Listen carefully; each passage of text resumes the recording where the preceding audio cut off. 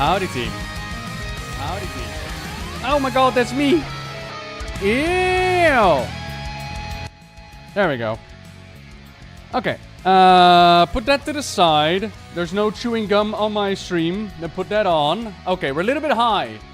I mean, it's a good way to show my titties, I suppose. Hello. Y'all like my titties? That's right. Sub now. Twitch Prime. You too could see my titties. Hi, team.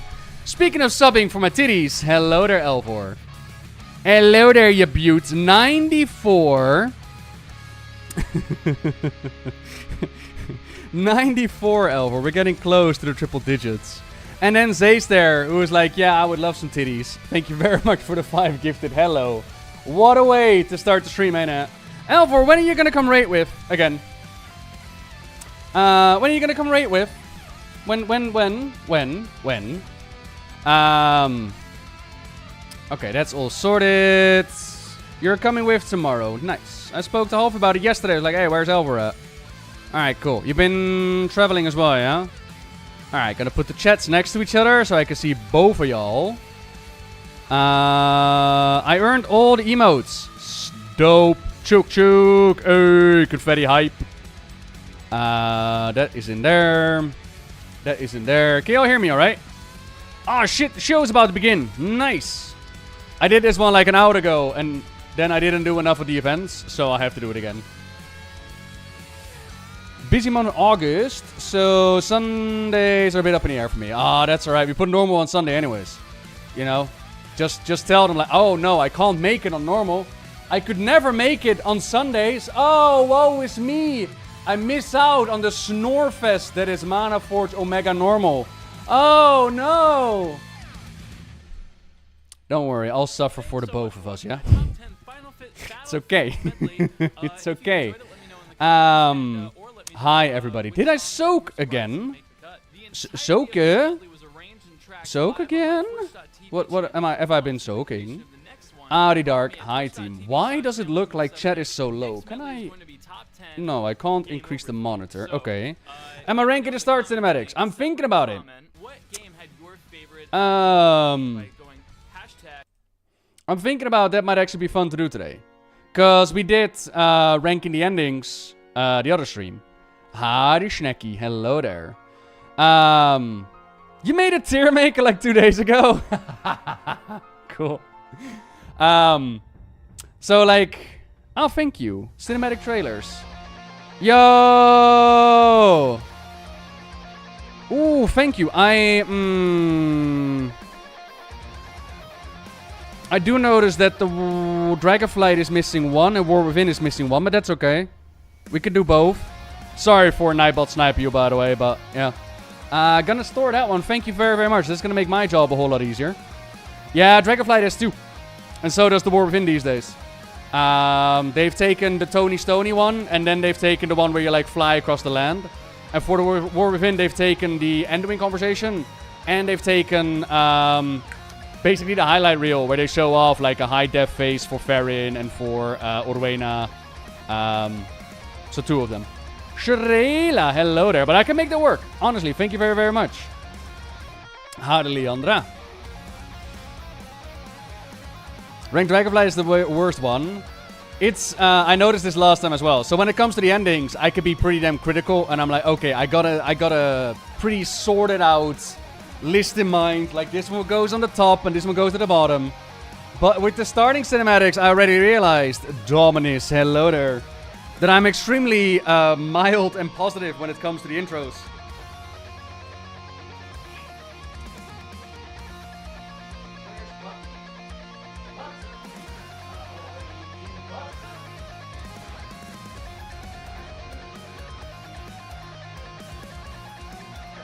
Sorry, had to put on my pad. But I already know that I'm like extremely generous when it comes to the endings. And I'm like, that one is awesome, and that one is awesome, and that one is awesome.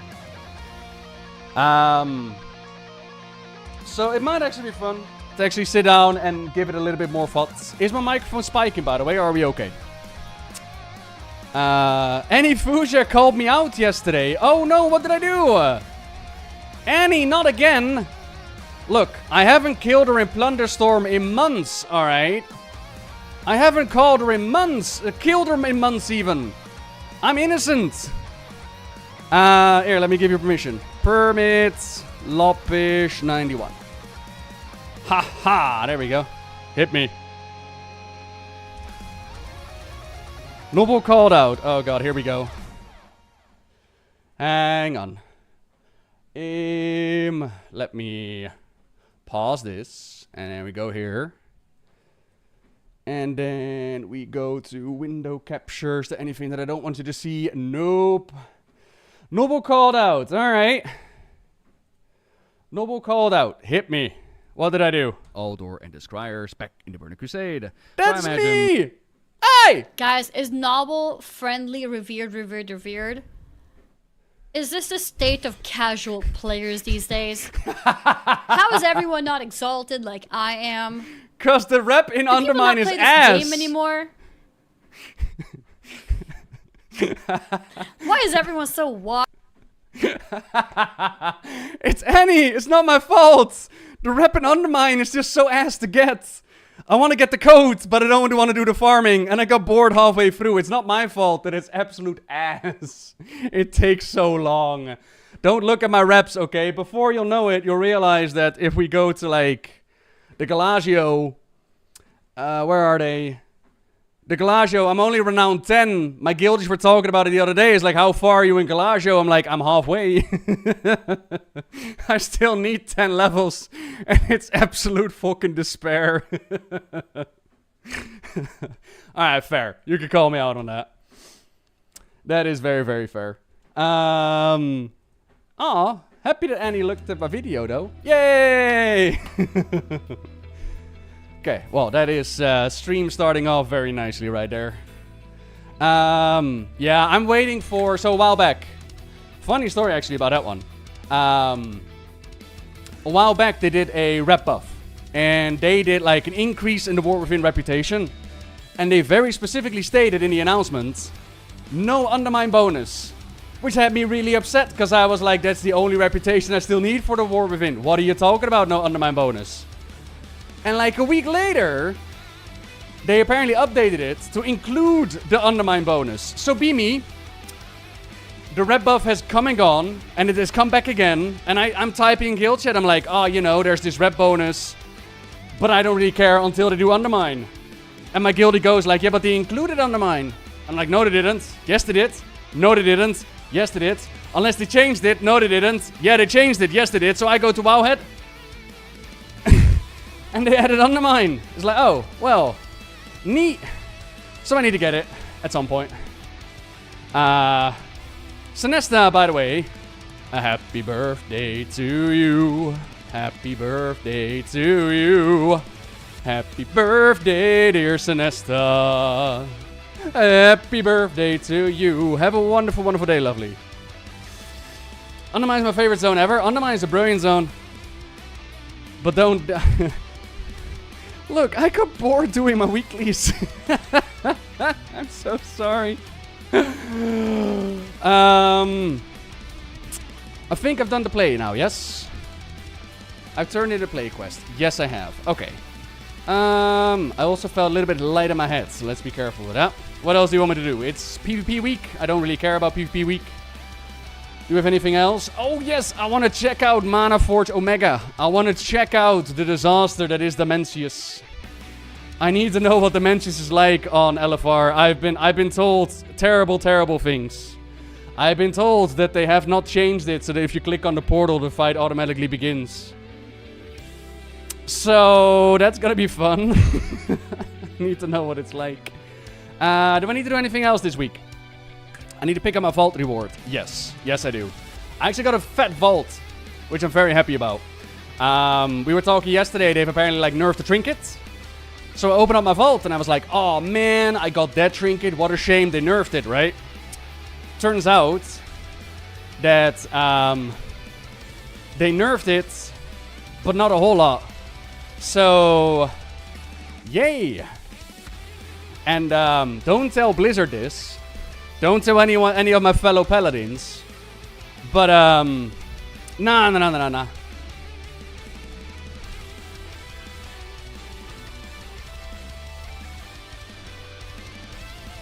But don't tell Blizzard this, but apparently Red Paladins are actually really, really good with the set bonus. And on top of that, they also gave us like the buff by shutting down the Discord. So Paladins are absolutely blasting right now. So that's nice. Don't tell Blizzard though, okay? We're also gonna get a Tenor, we're gonna get a Mythic 10 Keystone, we're gonna get an Astro Antenna. Mythic Keys are actually... yes, Lizard. Let's go with that one. Mythic Keys are actually a ton of fun, not gonna lie. We've got Streets of Wonder. Ooh, okay. Shit, where's my raid bots? Is it still open? I don't think so. Which one was going to be the buff one, you think? I'm pretty sure this is going to be the setup. I'm pretty sure that this was it. Okay. We save that into single high C. Yeah, antenna. Yeah. 701 antenna, baby! And, I'm rocking a 4-piece set bonus. Now, it is 2 champions, 2 hero pieces, but that's fine. It's at least a 4-piece, which goes hard. 4-piece goes really, really hard. I got the Star Crusher weapon, which at some point needs to be changed. I was asking around about the crafting, which actually surprised me, because they've done the Delve belt. But apparently crafting belt is already better, so now I need to farm... Well, I say I need to farm, but I don't really need to farm it. But I need more Gilded Crest in order to get, like, the other crafted thingy. But I don't particularly care. We're doing heroic just fine. That's about where I want to be. And over time, I'll get whatever I need to get. Maybe do some more Mythic Plus, because I really like Mythic Plus. But I just need to find a bit more time for it as well, because next week, couple more days, Silk Song. Silk Song, Silk Song. I like Silk Song. You like Silk Song. You like Silk Song. I like Silk Song. Silk Song. So... yeah, gonna be playing Silk Song. So I need to make a little bit of time for that in order to actually have some time to completely gorge and devour Silk Song. 16 days until Borderlands 4. How has the Borderlands development been, Ido? Because I remember Borderlands 3 didn't exactly tickle my balls. How is 4? Is it looking good? And are we watching a T&E interview? Is it any good? Is there any juicy stuff in there? Says there.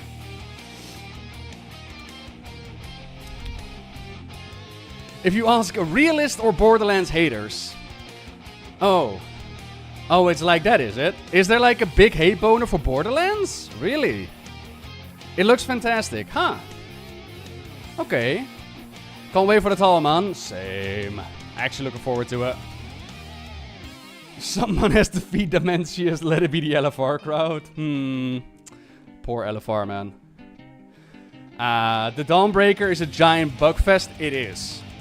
And that's funny you should mention that. We were in the Dawnbreaker yesterday, and Halfie was now in the group. Oh, you can't see my group, but Halfie was in the group. Flew through the fucking ship. And remember how in the beginning the little light spawning boats wouldn't spawn in, so you were like dicked over and stuck. I remember Dawnbreaker on the beta, and even back then I already said, like, this is either going to be one of the best dungeons ever, or this is going to be an absolute shit show. And I think they just never got Dawnbreaker right, not gonna lie. A little bit more info regarding player housing. Gonna keep it on the back burner, Zaster. I don't want to make you promises that I can't keep. But I also got in mind to do, like, raiding the panels or whatnot. I'll keep it on the back burner. I hate Dawnbreaker with a passion. What do I feel about Dawnbreaker? I don't particularly hate it. But I also can't say like, oh yeah, that tickles me. Is there anything on this one that I really hate? I haven't even tried Ecodome yet. I should really try Ecodome. I think if I had to make a pick out of all of these, I would say Operation Floodgate is my least favorite. But that's also because Floodgate hurt me a lot. So I'm guessing it's a little bit like trauma, you know what I mean? So yeah. I like Borderlands 3 gameplay. It's my favorite story-wise, not so much. Right. Gameplay 10 out of 10, story 2 out of 10. Gotcha. Adi Alexander. Eco is easy as long as you have a good tank. Cool. Oh shit, I'm tank. Oh no! Oh, let me swap. Fuck. Don't go in there.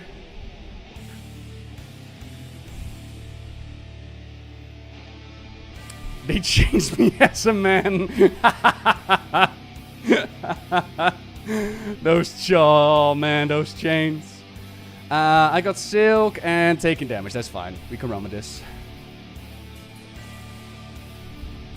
I think we've actually played Borderlands 3 as well. So, for context, me and my friends used to play Borderlands 1 and 2 religiously. We had like a loot goblin, and we had just people that enjoyed blasting things. I really enjoyed playing Borderlands. Really enjoyed it. I remember watching Tiny Tina's DLC. I was like, that's hilarious. I really like Borderlands. So if 4 gets like... because I remember not really getting into number 3, but I don't know if that was simply because where we were at the time. As in, you know, one of the friends were having like 5 kids and another was busy with work. So is it just because the friends group fell apart, or is it because Borderlands 3 didn't hit? You know what I mean? It's always hard to say. And I'm walking in place. Yes, Uvalo, this is my little walkie pad. I get steps in while being cooped up inside. Don't worry, I'll probably go for a walk tonight because I finished another script. I'm on a roll, man. Oh, I'm on a fucking roll. I wonder if I can use this weapon as a tank. Can I? Whee!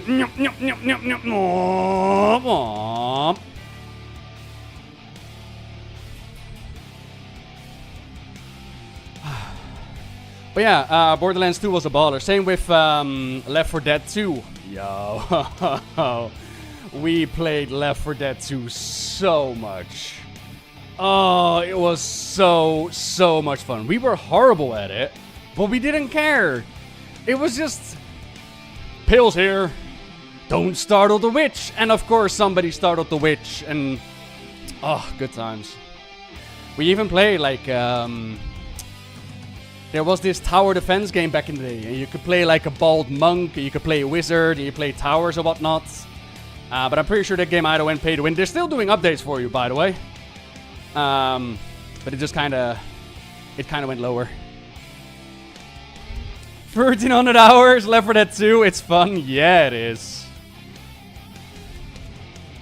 Performance in the main story pretty poor. The DLCs, the performance improvements held that up. Gotcha. Okay. We're gonna do King first. Do you think on LFR we'll have to split the group into 2? Surely not. We can blast through it, right? Surely we can. Ah, that's a little bit too loud. Audio. Put that on like 35. There we go. Can at least hear what's going on. Kaizen, don't do that. Oh no.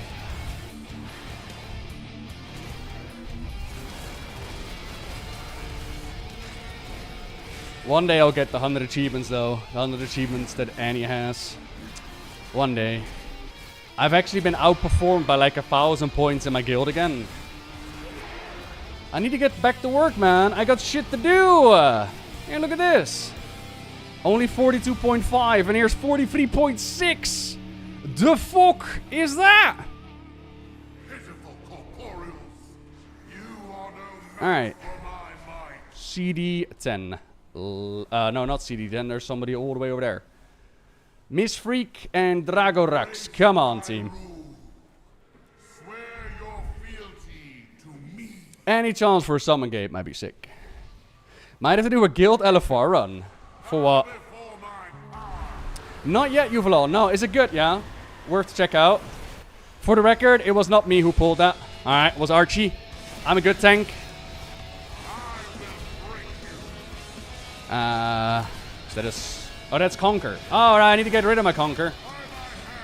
I'll run to the range team. How about that? Oh shit, I pulled that. Alright, come here, ranged. Y'all get rid of your Conquer now. Come here. Yeah. Woohoo.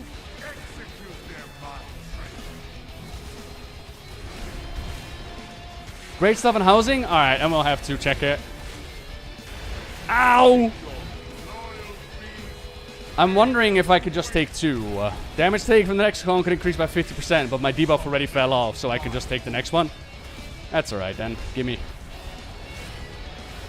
Whee! Alright. Oh, I kinda maybe taunted him. Whoops. Oh, that works. Alright, who else wants to conquer cleanse? Come here. Get it. There we go. I am now conqueror free.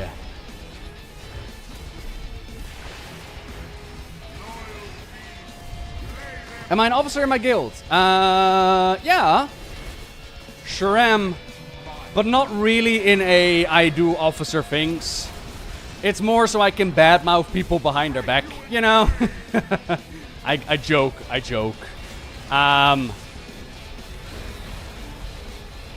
But nah, I've been with this guild for fucking ever. Like, ever. Like, these people I've met up with in real life. We had drinks, we have cuddles. We made out a couple of times. You know, it's that kind of guild, you know? Hey, look at that, people to kill! Whoa! Kill the infidels! Kill them! Kill! Kill the people! Purge! Wait, where did they go?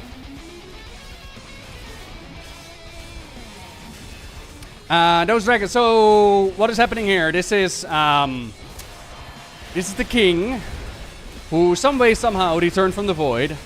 And this is his void dragon. But his void dragon can live in like void land until the king summons him in. So that's what happened there. The dragon was chilling on the side. Whee! Oh, it doesn't automatically, does it? Okay. I'll take that. Whee! Been making out with Ben again. Occasionally, you know. Surely that Titan won't do anything on LFR. We're gonna be fine, right? We're gonna be fine. Oh, gonna be great. And we'll have a good time. Skadoosh. Alright, little beam. Wonder if I could do rate warnings, probably.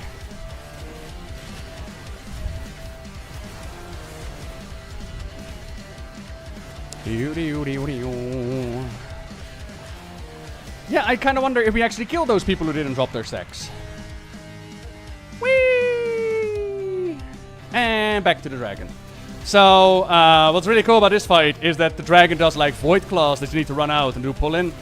And as you would expect from a dragon, they do like shit like deep breath, right? Except now they also drop portals on the field. So what happens with his deep breath is that they get blasted through those portals. And I think the damage is reduced by the amount that the tank mitigates. So at this point, you just blow up the dragon, yeah? No, you don't kill the fucking king. You Demon Pookie! You killed the fucking dragon!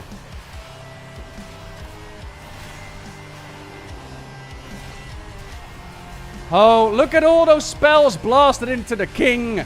You fools! You absolute fools! You're gonna kill us! We will be sent down into the pits of void! Why would you do this to us? Oh, wait, never mind.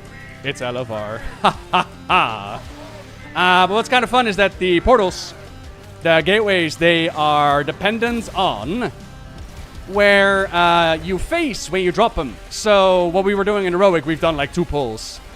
But what you would do is like face yourself outwards, and so those beams are faced outwards. It's very cool. And here we go across. Out. Ga weg, joh, met je beams. Ja. I know. Wee-hoo.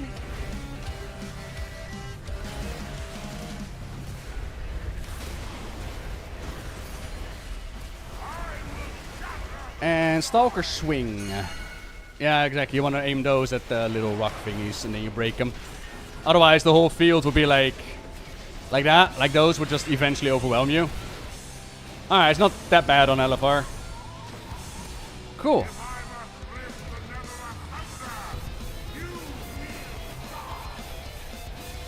And King goes down.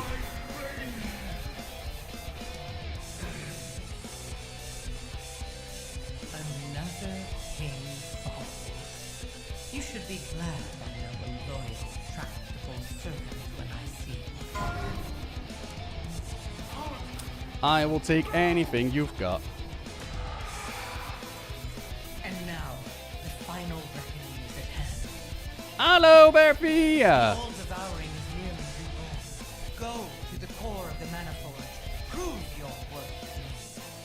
Yeah, Dimensius is gonna be, hopefully he's trying to hack the game.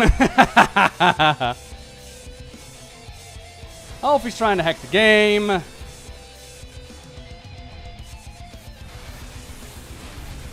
I mean, I gave them a warning. Put in your bets now, team. Do you think that somebody is gonna jump down quickly and start the fight? Do you think that's gonna happen? I'm just not gonna use this this energy thingy. This will just give everybody a chance to come up here. I'll do it. I'm just not gonna charge this thing until everybody is here.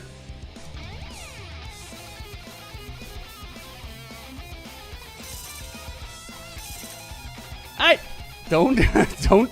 don't want to assist. No, I want to wait until everybody's here.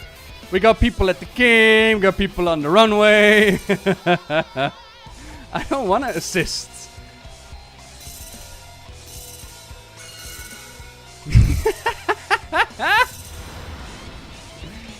Alright, I think we have enough people, to be honest. We should be A-okay. I just don't know, I don't know if we need to split the group. Surely not. Let's find out. We won't. Not alone. Meow. Hold off Dimensius until we can join the battle. Look at this, though. Fucking epic, man. Alright. Get those gates up. We'll do like a little pull timer and we'll jump in, yeah. CD a 10.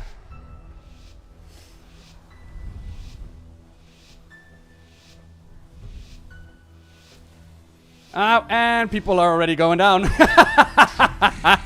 For fuck's sake. I hate it here. Whee! Alright, so there's a little bit of a knockback. Devour. Okay, there's a field. Oh, that's not a field. Where's the field? What did you do? What happened to the fields?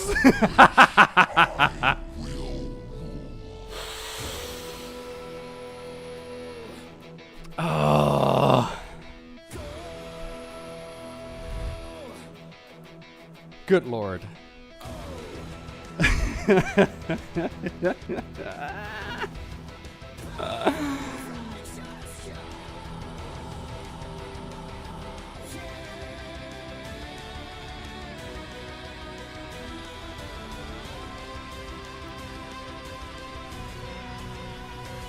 Split in groups on LFR? God, I hope not. Don't tell me that we need to split into groups on LFR. Despair. Alright. Out. Alright. We also, fun fact, you don't get determination from this because you died too quick. Hey, what a wonderful design. What a wonderful world. Arby! Hello there, lovely. Woohoo! Whoa, whoa, whoa, whoa, whoa, whoa. Whoa, whoa, whoa, whoa, whoa, whoa. Whoa! Fucking chill me! Alright, everybody into the thingy. We're not gonna get devoured today. Alright, now we split apart, yeah? I don't know what it is. Oh, that's the big smash. Don't get knocked off. 2 ads on each side. Oh, Blizzard, you are fucking kidding me. Blizzard! Blizzard! Split the raid apart on LFR, Blizzard! Is that really what you designed? Why do you hate LFR? Why do you hate us so much? Soaky soak! We soak this. Alright. We all got orbs. Nice. Do I want to tank? Maybe. I don't know. Do I? I mean, we're 30%. 27%. We should be able to do this before he does Soaky Soak. Alright. Massive Smasher. I will tank him after this. Gotta be great. I will taunt him now. Behold, I've done a thing. Alright, now we gotta mount up. Shit, I don't have a mount. Oh, I have a mount on my list. Let's go. Let's hope it's a proper mount. Don't get fucked over.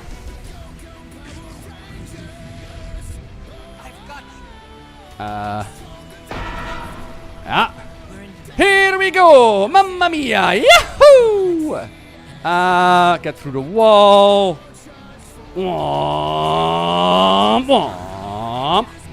This is LFR, by the way. I want to repeat, this is in fact LFR. Whee!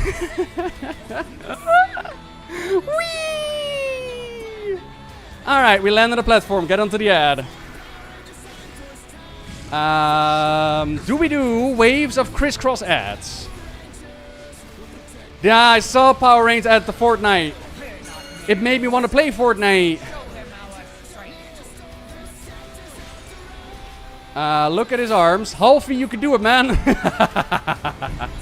Alright, we move to this side, yeah? Come here. I mean, we killed the ad. He should do the sucky suck soon. Alright, cool. Here we go. Shit, that's not on cue. Oh my god, my cam's broken. There we go.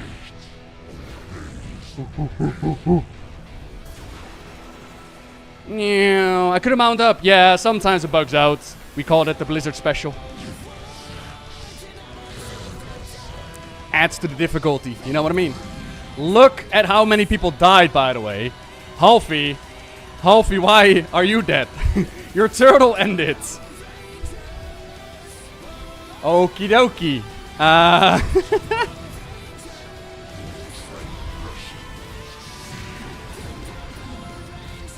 Alright, well, since we blew up that ad, we don't really care about opening the pathway. We might as well do a little bit of...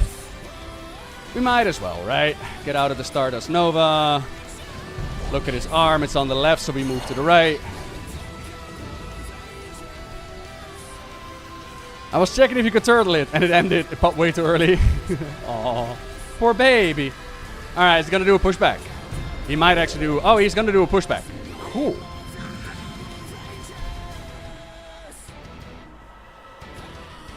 Howdy, Max. Is this YouTube lore guy? It is I, YouTube lore guy. Hello, everyone. The Burning Legion has invaded Azeroth once again. And Heroes of Azeroth must face off against the Mansions. Alright, so this normally would pop hero and pop off, but everybody's dead. Oh, we're gonna pop off anyways. Let me throw you a combat res. Let me throw you a combat res. Alright. Well, not the end of the world. And that's all the combat res we got. Alright.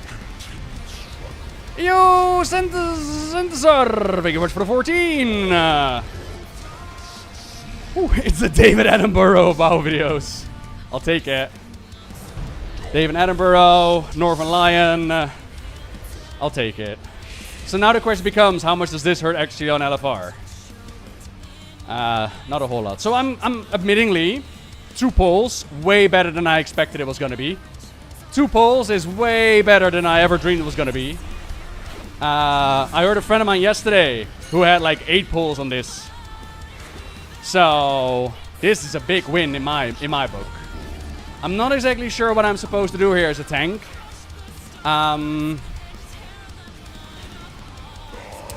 mean, he does Cosmic Collapse now, so I'm guessing I could taunt it now, get myself to do something. I guess. Whew. I mean, he pulled it right back, so I'm guessing nah. I'm guessing I don't have to do anything. Nice. We run through the beams. Run through another beam. Not as bad as Archimon or Razakev. Yeah, not as bad as N'Zoth. I think N'Zoth, in my mind, still spans the cake when it comes to... Is that spans the cake? Is that a saying? Takes the cake. It spans something else, but it takes the cake. N'Zoth was ridiculous, where you were able to queue up for N'Zoth without your cloak and just get instantly mind controlled as you teleported in. And now, again, I found this out from FIA yesterday, they've changed it. You no longer need the cloak in order to do N'Zoth, right? Like the whole madness mechanic is gone because F getting the cloak again. Except you can't queue for LFR without the cloak. They never changed that system. You still need the cloak for N'Zoth LFR, even though N'Zoth itself doesn't need the cloak anymore. So that's a thing. We did it, y'all! Yay! Good job. Take that. I'll take that. And I'll take that. Take it all. It's such a good fight. It is a wonderful fight. 100%. Ooh, formulas. Yep. I will take a Curio. Take a Curio. I'll take nothing, apparently. 90 on a Curio, and it's still not good enough. Woof. Pre-expansion hype, as excited as it usually is. I'm actually quite excited for it. Apocalypse. I'm looking forward to it. The War Within Foster recap when? Soon, TM. MTK.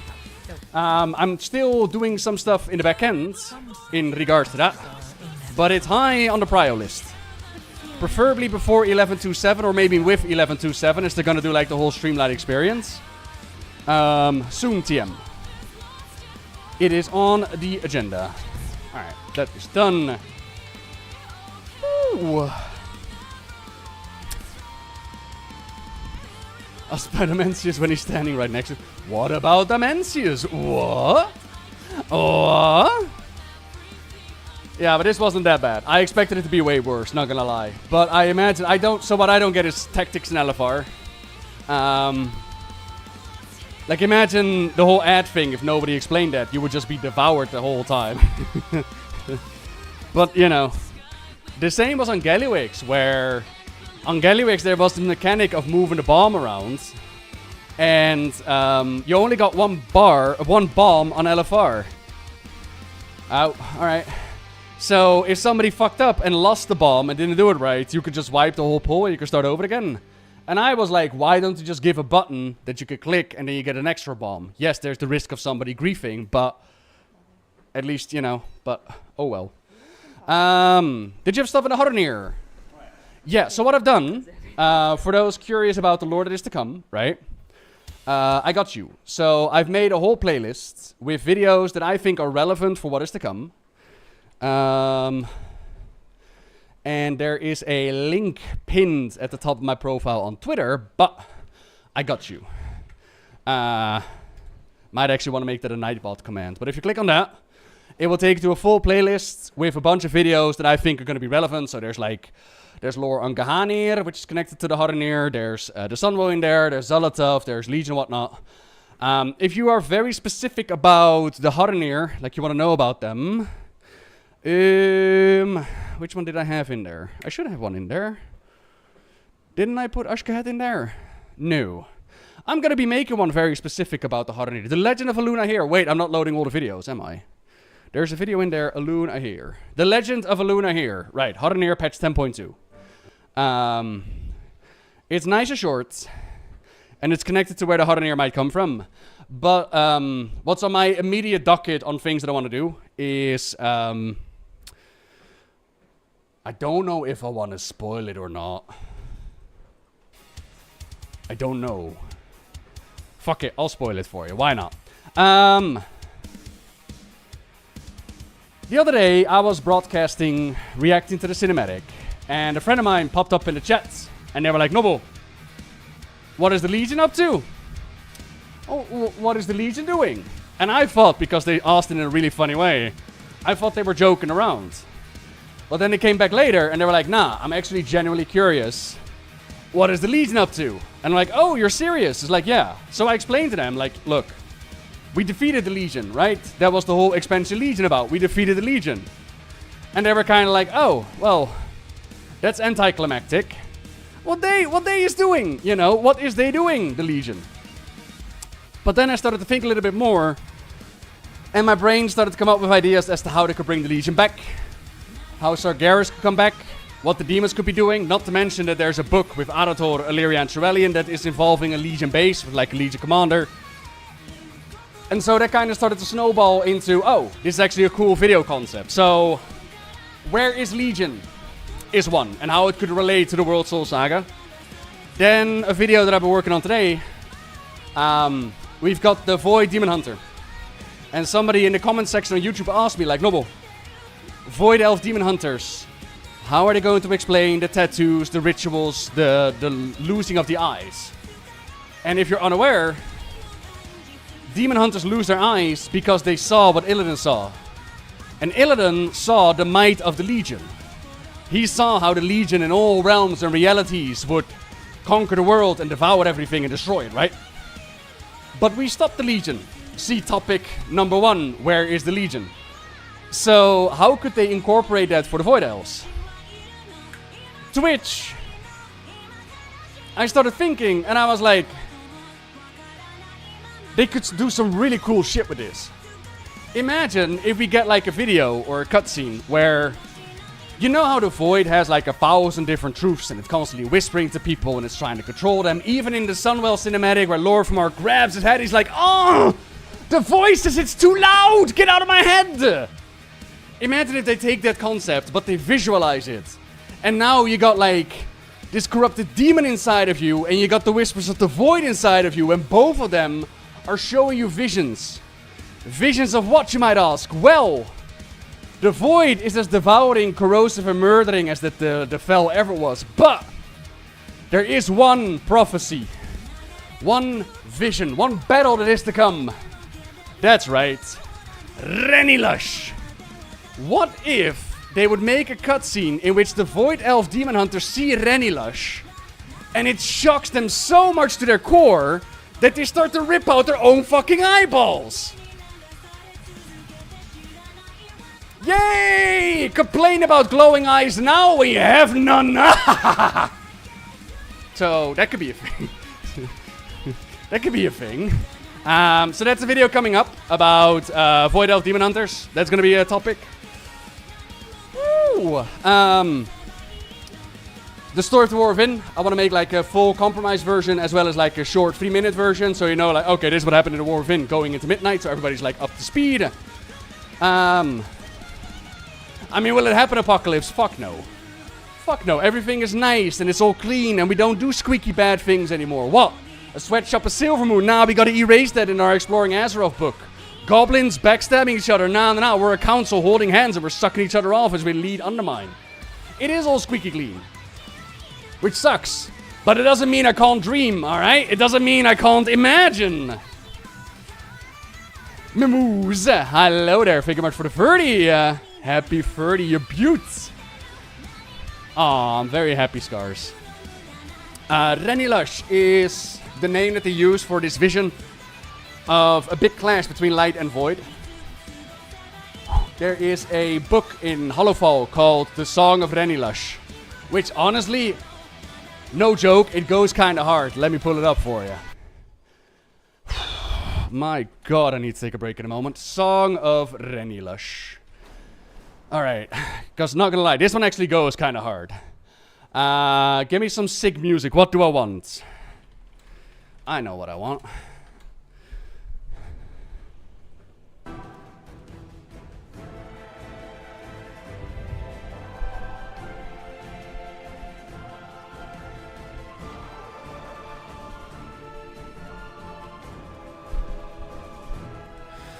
The Song of Renilush, Chapter 11. Number 15.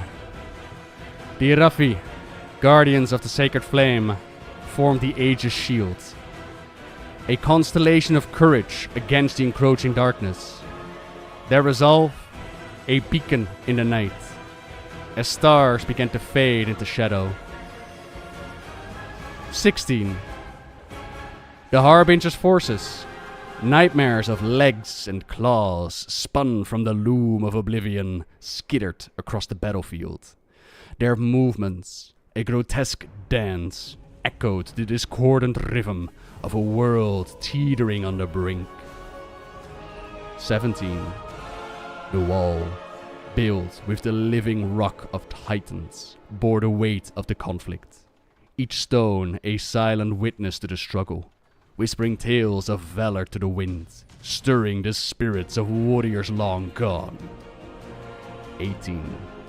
The remains of gods, scattered across the battlefield, pulsed with an unseen light. Their echoes, a clarion call, stirred the Arafi, compelling them to fight, to kill for the world's dawn. 19. And here's the good part. Amidst the chaos, the Forgotten One cried, "When the last star fades, the Emperor's crown will weigh heavy with the sins of 1,000 years." The stalwart soldiers threw down their spears and wept tears of blood and burning anger. For the Emperor! So that is a vision of Renilush. Then we also have a very old short story with Velen and Anduin from all the way back in 2012. And in that short story, Velen looks upon Anduin and like he gets a vision from the light. And he sees Anduin in like this holy warrior armor with like Naru across the battlefield and dragons and this big ass light army and a horde and alliance like roar. But then he saw the darkness and he wondered to himself like, how could the light possibly stand up against this? How could we face off against this darkness? And they did, and they charged into it. And it ends with, "And the lights began to fade." And it's like, that is such a cool setup for a big battle between light and the void. In my mind, that is exactly why they brought back the dragon aspects in Dragonflight, to make that vision become a reality. That is my expectation. I'm gonna bring out my chairs, team. Hang on. Okie dokie. Hang on. Out. Out.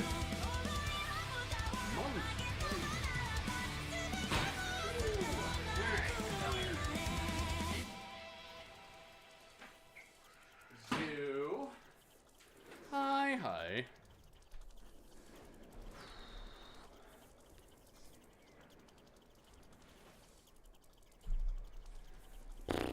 It's a bit toasty, not gonna lie. It's a bit warm. That is all fine. That is all dandy. Okay.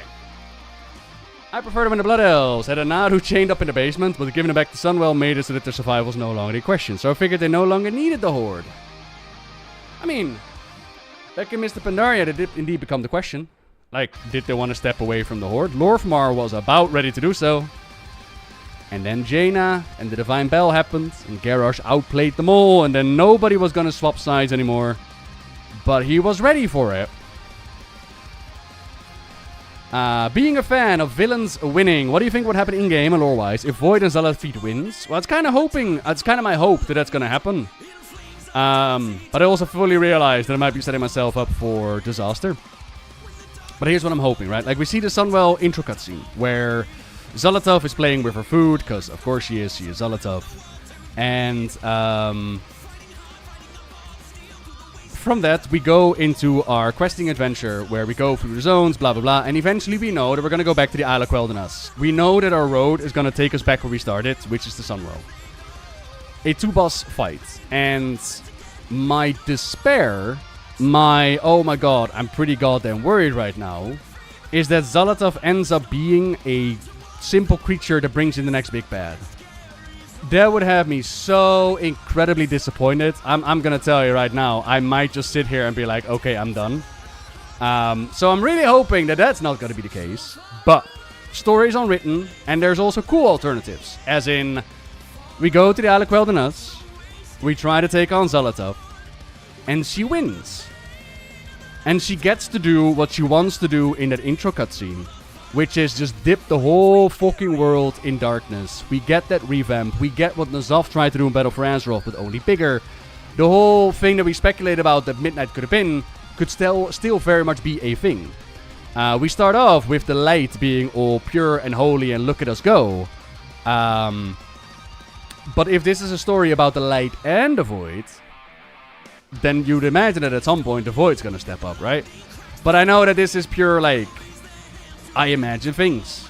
Because during the presentation, the way that they described Zolotov had me pretty fucking worried. In the sense of, Maria at some point goes like, oh yeah, Zolotov has declared what she wants to do. And I'm like, where did she declare what she wants to do? And she's like, she wants to claim the soul of the world and unleash darkness and blah, blah, blah. The way that they described Zolotov was very basic. And on the one hand, that could simply be because they want to keep things a secret, right? They don't want to spoil the entire thing. And I get that part. But they could have just added a little line of, or so she wants us to believe. Wink, right? But it could just be that they are very open and honest about what Zolotov is. And if that's the case, then I'm like, I might have built up Zolotov bigger in my head than what she actually is. But this is all time is gonna tell stuff, right? Like, it's impossible to tell how that story is gonna play out. Do you think Nightborn could become demon hunters? Yes. And what are the possible races? I mean, in essence, every one of them. All those that are willing to make the sacrifice could become demon hunters. Okay, so this is something that irked me during the interviews as well. Howdy, Lady Kyra. Hello there. But something irked me during the interviews, which is they use lore to excuse development choices. So they use lore to explain why something like the Torghast hasn't been brought back into the game. And they use lore to explain why the Nightborn are not gonna be demon hunters at the start. Because they want it to be lore appropriate. And I'm sitting there like, you make the lore. This is bullshit. If you want to write down, here's how you introduce the Nightborn as demon hunters together with the Void Elves. Here's how you do it, and it's not that hard. The Nightborn looked at the Void Elves becoming demon hunters and thought to themselves, that's a really good idea. And so they followed their teachings. For free, Blizzard! For free! I gave you a workable explanation. Now stop using the lore as an excuse for your development choices and just be honest and say, you know what? We really want to bring in Nightborn demon hunters, but at this point we simply can't. We haven't done the work yet. It will come later. Would be a way better explanation than lore reasons. So that irks me, because they used the same shit back in the Shadowlands, where they tried to explain why we couldn't swap these covenants. Yeah, it's a lore reason, because you pick a side. Meanwhile, in the story, we are actively working together. Stop. Stop it. Don't do it again. And how do you find it back on Azeroth? Are you having fun? Why does anger keep getting brought up, especially by Zoe? I feel like there's more to that recurring theme. Ooh, maybe. So, when we saw Zolotov drain the blood of the old gods, the black blood, right? She was monologuing to Illyria about, oh, Illyria, I love you mortals so much. You're mortals, you're like the most wrathful creatures in existence. Your emotions, feeding the black blood, my power. And to that, some people were like, yo, what are you talking about? The void has nothing to do with emotions. To which I say, wrong. Or we have other examples. You might remember the Shah back in Pandaria. The Shah were like an echo of the old god Yasharar's power. The Shah reacted to her emotions to the extreme, right? Like with the whole pride and greed and anger. So there's definitely a link between the old gods and emotions, right? In the same vein that for the Devouring of Koresh storyline, people have asked, like, why didn't we go and bring in all the forces that we had on Azeroth to fight on Koresh? To which an explanation I could give is that Locust Walker explains that during the days of the Devouring War, people's panic started to feed Demencius, and it fed into the void.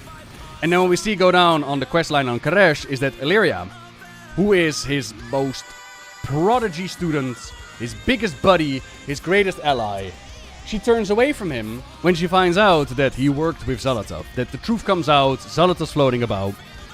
How would the rest of the world react? An Anduin might be able to see reason, but there are plenty. I mean, Anduin might actually just punch them, to be honest. He punched Rephion. Like, how many would go like, hang on a minute, Locust Walker, what? What do you mean you're working with Zolotov? Do you know what she has done? Stop the press. We're not gonna confront Demencius. We're actually gonna confront Zolotov. Again, panic, anger. It would all feed into the Devourer. Would cost us precious time. So that so far is how emotion's been used into the story, I suppose. Just wish it was Demencius doing it instead of Zolotov. Yet at the same time, I also heard people say, like, oh my god, we're facing off Demencius again. I already beat him during the Burning Crusade. I don't know. For me, I really like Zolotov. I do hope that they're not going to keep Zolotov for the entirety of Midnight. Because the burnout is getting there. I'm done with the pretty elf lady smirking at me. I would like someone else to take the stage now. We've had a Riddercron, and now we've floated to Zolotov. Wonderful time, Zolotov. Now go away. I want something else. What else do I want? I don't know. What do I want? Anything. Yirl. Oh my god. Can you imagine? I'll take a Yirl. Why not? Have someone else smirk at us. Exactly. Oh, ain't it just Apocalypse? Yeah. Holy Undeads then. What do you mean, Fiji? How many demon wings would work for the track for Demon Hunter? It would be so sick. Logistics for one, ferrying a bunch of people onto a floating dust ball is pretty hard. To get it to work, cohesive units even harder. So hollow. You can just keep breathing, that's okay. One thing, howdy Ronin, hello. A thing that I would have liked to have seen improved to Crash, to be honest. The way that we got there. Locust Walker just kind of opened up a portal and was like, yeah, this is where we're going now. I mean, if we could just open up a portal and jump through it, what's preventing other people from doing it, right?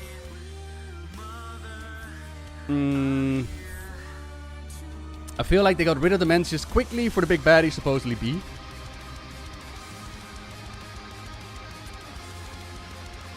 Which is, again, interesting considering... And this speaks more about story delivery, I suppose. I remember watching other content creators react to it, and they were like, who is this Dimensius guy? Surely he's not as powerful as Zolotov. Like, who is this? Why should I care? Which speaks volumes on how the story is presented. But it's interesting that you mentioned, because you know what Dimensius is all about, that you mentioned, like, how could we possibly get rid of this big bad in one patch? And other people are like, who the fuck is this dude even? Get out of my way, I'm dealing with Zolotov. And it's really interesting to see that diversity there. Oh, thank you, Kaira. Thank you very much for that. I'm hoping, Metro, you can still hear me, because we do have ads going on. So I think it's a good idea if I'll actually stop answering questions, because, you know. Might have actually been a good idea to actually turn on recording, I suppose. Although we are playing copyrighted music, so it wouldn't even matter. Wait, it's on the VOD. You can put something else under there. Sorry about the ads, team. Ads are required to be played. I am broadcasting on the YouTube at the same time as well. Nourish, have a wonderful time at work. Over at Nobbel TV, my secondary channel. If you want a less ad experience, I would recommend going there. Alternatively, ad block, subscribing, Twitch Prime, Twitch Turbo, all that good stuff. You all know how Twitch works. I don't have to explain a thing. Forge Master Raz, gather order energy during his fights. Well, so close to the void, I'm assuming. Arcane, yeah? I mean, power is power, I suppose. Do they really care where it comes from? Howdy, Nicholas.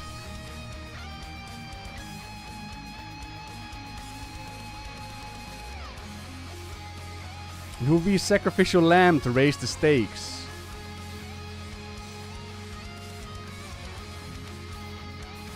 My mind immediately shoots to Lorfmar. They wouldn't do it, would they? Surely they wouldn't kill our Lorfmar. Not my Jimmy. Oh no, we have an easier victim. Oh yeah, easy choice. Tyrellian. Oh, totally Tyrellian. And then Illyria is gonna fall to the void side, and then his son is gonna pick up wherever we need to go next. Yeah. Tyrellian. Tyrellian is gonna die. Easy choice. I got Nicholas. Look, I got myself an antenna. I got myself an antenna. Oh, it also means I can upgrade the other one for free. Let's go. I need to do that. How are my Valor Stones? Nearly capped. Okay, cool. Not daddy far. Please, no. Mythic Gloves. Yo, lekker. Let's go. 30 seconds. I can wait. I'm still on champion gear, but that's alright. We'll get like the conversion. I'll get some more hero pieces I can eventually turn in there. I got 2 hero, 2 champion. It's fine. 694 is a-okay. Need to enchant my boots. Oh yeah, we need to upgrade the Rishi ribbons. What is an easy way of doing that? Is that just playing the game? Is that how you update this?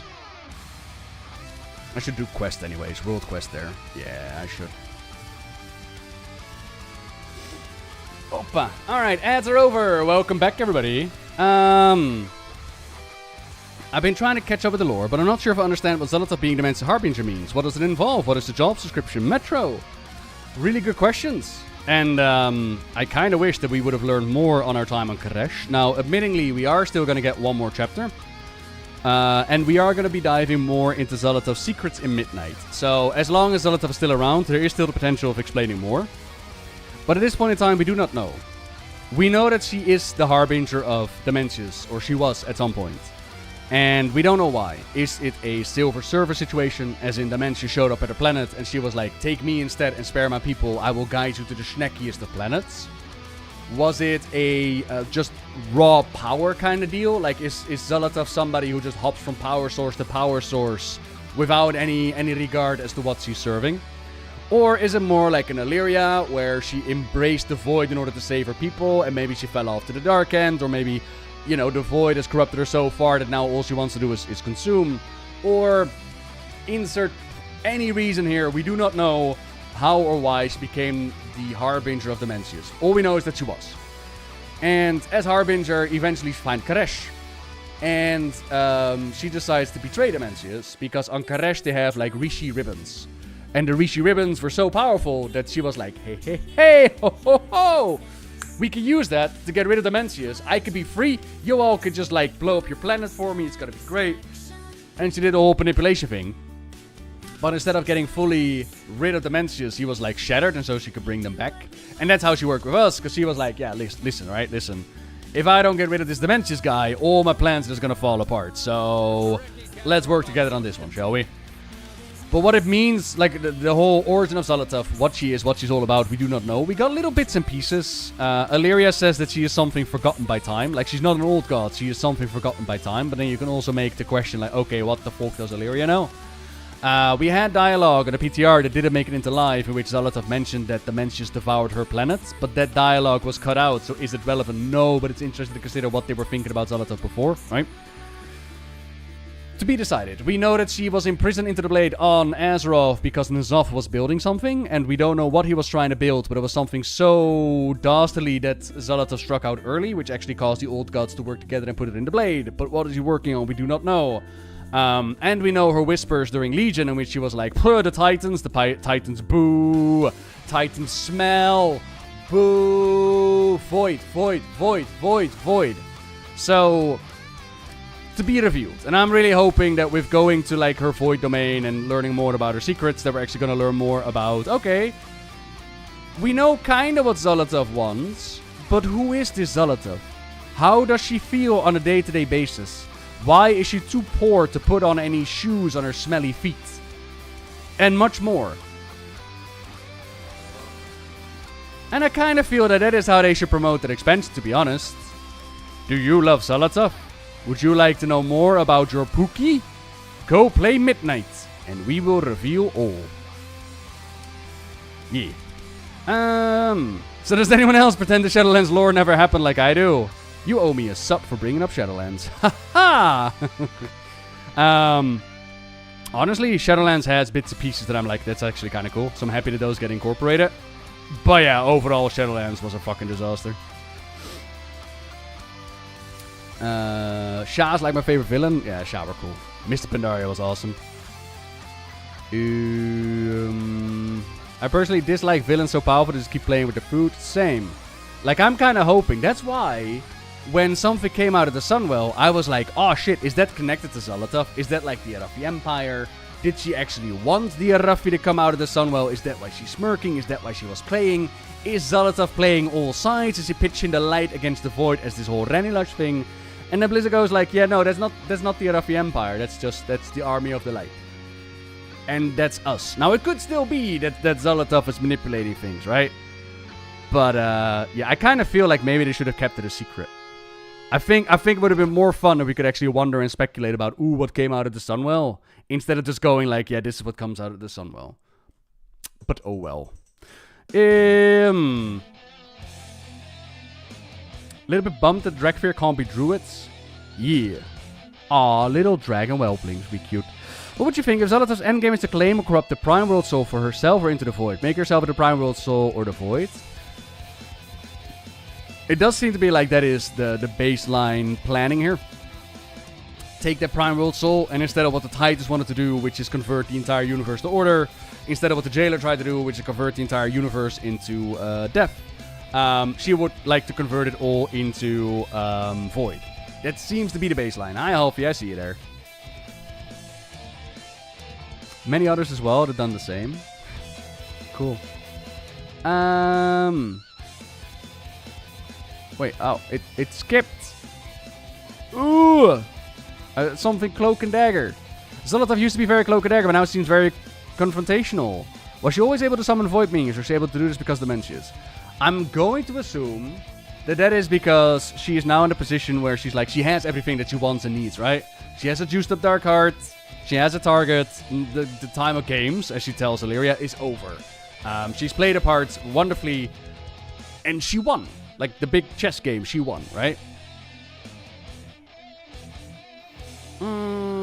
Natural Disaster is not a character driven per se, but it can still can't be ignored. Yeah. Do you think it's weird that... Oh, we got that one. Do you think... Howdy, Nicholas, by the way. That there's a large story going on with the Infinite Dragonflight in Remix. We have Mob already influenced by them and now Legion. Maybe. I remember that in the presentation I mentioned that they were going to explain a bit more with the Infinite Dragonflight. That why we're doing what they're doing. Because I remember that for Mr. Pandaria, it was simply they wanted to learn how we won back then. Which, as explanation goes, like it's the same explanation that they used for the visions. They just kind of wanted to check out, like, oh yeah, what were those visions like again? Which again, Blizzard means that you can just use any and all lore, really, if you want to explain adding things to the game. I'm just saying. To that, by the way, I was watching Mike this morning, and apparently people are really upset about Legion Remix. And when he read out the Reddit post with somebody who gave like PTR feedback, it kind of sounds like they took out all the fun bits of Remix and made something new. Now, I'm not shooting it down because I haven't tested it at all, but it is interesting to see. And I'm kind of curious what the remix is going to be like. Because a lot of the feedback that I've heard so far from people is like, I just want to be overpowered because that's what remix is about, right? But I kind of think that is unfair because Mr. Pandaria Remix was promoted as become super overpowered, right? I haven't heard them say this yet about Legion Remix. So it might be that for Legion Remix, they were like, okay, we've done the overpowered thing, now we want to do something else. But then I do hope that they still make something fun out of that something else. Right? We'll see. We'll see.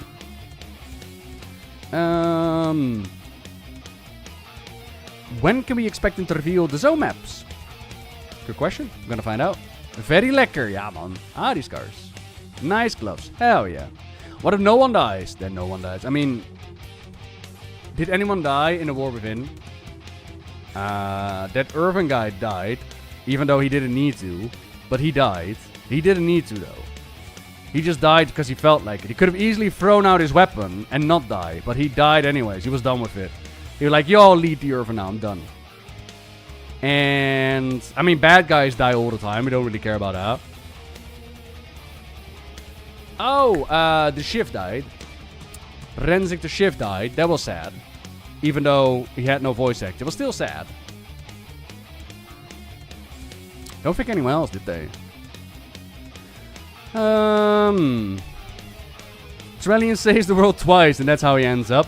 Execution, I suppose. I mean, it all depends. Like, again, Apocalypse, want to make it clear. Like, I'm just spitballing here.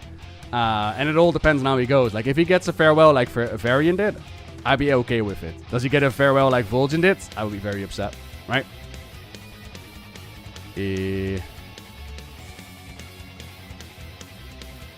Delves or LFR for the crystals? Oh, for the frets. Oh, right. Oh, okay. We know so little of the Void Lords. To my knowledge, that comes from the game. It feels fine having Dimensions, which in the process of being resurrected, be defeated so easily with the help of the people that did fracture him when he was supposedly in full power. That's what I felt, Reptution. I never felt like Dimensions is going to be the big bad taking over for Zolotov. But, like, that's the same way in the campaign where people are like, it's predictable that she betrays us, but I don't feel like they made a secret out of Zolotov that she's going to betray us. I think it's very obvious. Like, they literally have a stay a while and listen, where they go like, I don't trust you. I don't trust you. I don't trust you. Well, that's good. Then we don't trust anyone. We don't need trust to win. It's like, it's like, yeah, obviously. Like, it's not like we trusted each other to begin with, right? I got my friends to start playing. How do I start Classic in retail? You go to the Battle.net launcher. And on the Battle.net launcher, above your play button, you will see game version and account. So the lower option is just your EU account. And if you click on the game version, you will click on Live Classic. And there you have World of Warcraft Classic or Mr. Pandaria Classic. And I think Mr. Pandaria Classic is the current version. Unless you're asking me, like, how do I let them quest in the Classic Zone on retail? In that case, you can't. Best you could do is go to Chromie. And with Chromie time, you activate Cataclysm. That's the closest you'll get. Yeah, Silver Surfer was dope. Tyrion Ovarian is who came out of the Sunwell in the cinematic. Nah, they confirmed it, Mr. WoW, what came out. They confirmed it. I heard she was basically enslaved, but I don't remember where I heard this from. And this is basically her revenge. I mean, it's an option. She could be enslaved.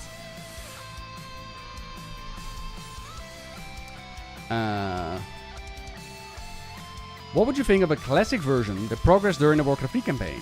You can experience Duskwood, Plaguelands, and so on before the Scourge. I mean, we got bits of that. We got like Old South Shore in the Caverns of Time, and then we got like the battle at Mount Hyjal as a raid, which was ass. And I think they kind of learned that just converting Warcraft 3 into WoW might not always work out that well. But a lot of places have been converted from Warcraft 3 into now. But I think what you're asking is, what about like a questing or leveling experience, a story experience in which we can experience Warcraft 3 in WoW? Yeah, I'd be down with that. They could use Lorewalker Cho for that, to be honest. The Lorewalker system, that'd be kind of cool. Or scenarios, or delves, or, you know. Yeah, I'd be well down. More story, yes please. What are your thoughts about Sylvanas? I feel like they will bring her back in Midnight. Her repenting, deaf, and Zal rep in the void. So, we've had Maria in an interview. And Maria, in that interview, was asked, like, hey, will we see known characters come back? Like, are we gonna go down to Sylvanas? Is Sylvanas gonna come up to us? To which Maria went, well, I don't want to spoil anything, but yeah, you'll see something of Sylvanas. And then Pew did a Italian interview that was later up on Wowhead, in which they clarified that in the Windrunner Tower, we are going to learn more about Vrisa, Illyria, and Sylvanas. So it could very well be that is all the Sylvanas we're gonna get, and that is where she's gonna stay. But that's not necessary. And when I think about bringing Sylvanas back into the story, me personally, I'm okay if Sylvanas stays away a little bit longer. For me personally, after the events of the Shadowlands, I'm like, please stop messing up Sylvanas. Please, you've already done enough. I don't want you to ruin her more. Stop it. But that's little old me. I know that there are a lot of people out there that would love for the Bench Queen to come back. And, you know, if it gives them joy, fuck it, what do I care? Bring back Sylvanas. How? Multiple ways that they could do it. We already have Anadi who dropped the line in the direction of Zolotov. You better behave because I've been to the Maw and I know what you fear. This could be in relation to the Windrunner comic, in which the Void got really antsy when Illyria looked at Sylvanas. And it was like, kill, kill, kill. It could be that the Void actually fears something with the Domain of Death, or maybe Domination, or something in that regard. And in that way, I could see Sylvanas come back. Maybe Illyria falls to the dark side, and Sylvanas brings her back in. Or maybe she'd just be a very powerful player against the forces of the Void. I was working on a video yesterday about the Burning Legion and the demons. And what kind of crossed my mind was the idea of what if this Void threat becomes so big, or Titan threat or whatever, that forces we would previously consider evil or on the bad side, right, that they would become allies if not playable. Like, imagine playable demons. I'd be so down with that. Imagine if the Void becomes such a threat that even something like the Burning Legion, who could be perma-killed by the Void, mind you, is like, yeah, we can't let this stand. We're gonna side with you, people of Azeroth, for now. Or what if the Titans come back and the demons are like, yeah, but hang on a minute, everything Order would be bad as well. And we'd be like, yeah, everything Order would be bad as well. So we would ally with the demons. I would like to see the more evil, quote-unquote, factions play a bigger part in this. Like that this epic war with Renilars or the Titans or something, like this big clash, does not just involve Azeroth and all the goodies, but also all the baddies. Like, this is so big that we can't let this just go, right? But that would be me. But when it goes back to Sylvanas, and I spoke about this in my highlights as well, I don't blame Sylvanas, mind you. Like, Sylvanas was one of my favorite characters. And it's just that with the burning of the Eldrasil, and eventually with the Shadowlands, for me, her turning point is a very clear moment. It is the moment where she speaks with Anduin, and she holds up Kingsmorn, whatever it's called, in front of him, and Anduin tells her, make your choice, Sylvanas Windrunner. That, for me, was the point of no return. And if they had simply had Sylvanas turn around there and be like, you know what, I am not going to become an Arthas, I am not going to mind control Anduin, it would have saved so much. But they didn't. they turned her into not only somebody who would work with the force behind the Lich King, which is something that I would see Sylvanas Windrunner never do, but they made her into the fucking Lich King. They made her into Arthas by converting Anduin into what she did.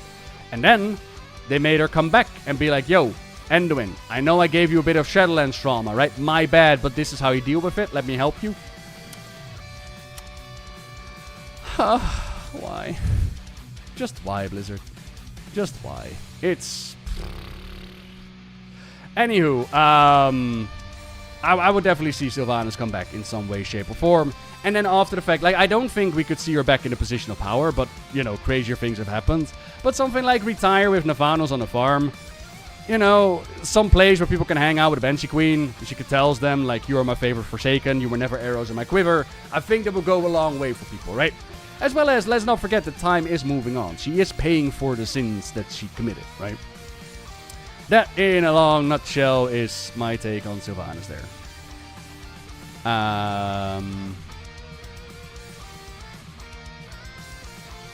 Yeah, same one guy. I hope so. You get the Rishi Ribbon upgrades by doing the quest campaign at Karesh, completing the Warning quest and raid bosses, dungeons, and apparently winning a PvP matches. Ooh, and I think by doing the weekly quest at Karesh. Okay, so just Kareshi stuff. Cool. Sisters will reunite. I'm curious what the tower's going to be like, to be honest. Really curious what they're going to be like.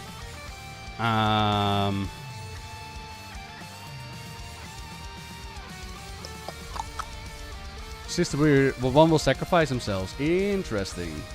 I mean, if Risa gets any kind of story, it's gonna be a freaking miracle, ain't it? Really like that we got more Venari and Karesh, best character of Shadowlands. Bringing back Venari and connecting the Ophidials and the Brokers to each other. Such a brilliant play. Like, I am a big fan of the Kareshi campaign. I think they've done a wonderful job building upon the framework that was there and expanded upon it. Not fucked around with it, but expanded upon it, explained some more details. I would like to know more. I would like to know who was it that summoned in Dimensius. Was it actually the Locust Walker? Because I feel like that would do more. But wanting more is not necessarily a bad thing. That doesn't mean that what we've gotten was bad, right? It's just, I want more. But what we got was fucking awesome. I love the campaign so much. Killfuss joins in. Oh my god, yes please.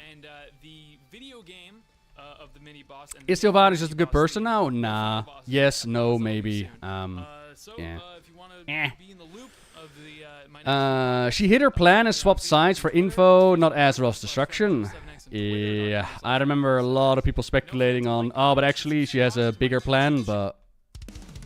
Like, her stuff has been explained in the Sylvanas novel. We know exactly what she's been doing and why she's been doing it. Yeah, oh well. Oh well.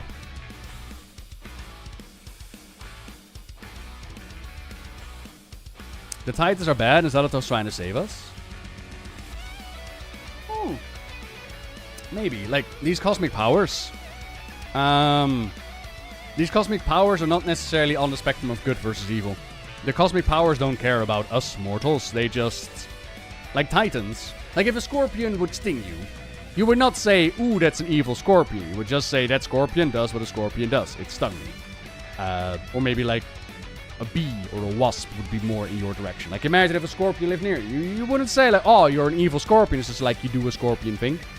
And in the same way, like, Titans bring an order. This is what they do. And the voids being void is just what they do. Like, it's not good or bad. Like, of course, from our point of view, we can definitely cast judgment and be like, well, void, I know you don't mean it, but if you keep whispering to me like that, I'm gonna go crazy. Crazy with love, please stop it. Oh, point of view, ain't it? And in that way, Zalatoth could definitely have a point. Like, the Titans building this cage around Azeroth and going like, yeah, we're protecting her from the void. From the Titans' point of view, that is definitely what they were trying to do, protecting Azeroth from the point of view. But do you think Azeroth felt that way? Or do you think that Azeroth feels like the Titans put her in a prison? And she's been working really hard on breaking out of that prison. This world is a prison. Which is what they've been explaining in the background. Like, I'm not making it up. That is literally what they told us in the vault. Like, yeah, Azeroth has been trying to turn these Irvin into soldiers that would set her free. So apparently Azeroth is not happy with what the Titans done to her. And while for the Titans, again, it might be for the greater good and bringing order to the universe and blah, blah, blah. For Azeroth, it's imprisonment. It's all a matter of point of view. Do already have the weekly here. I might already have the weekly here. I do. Nice.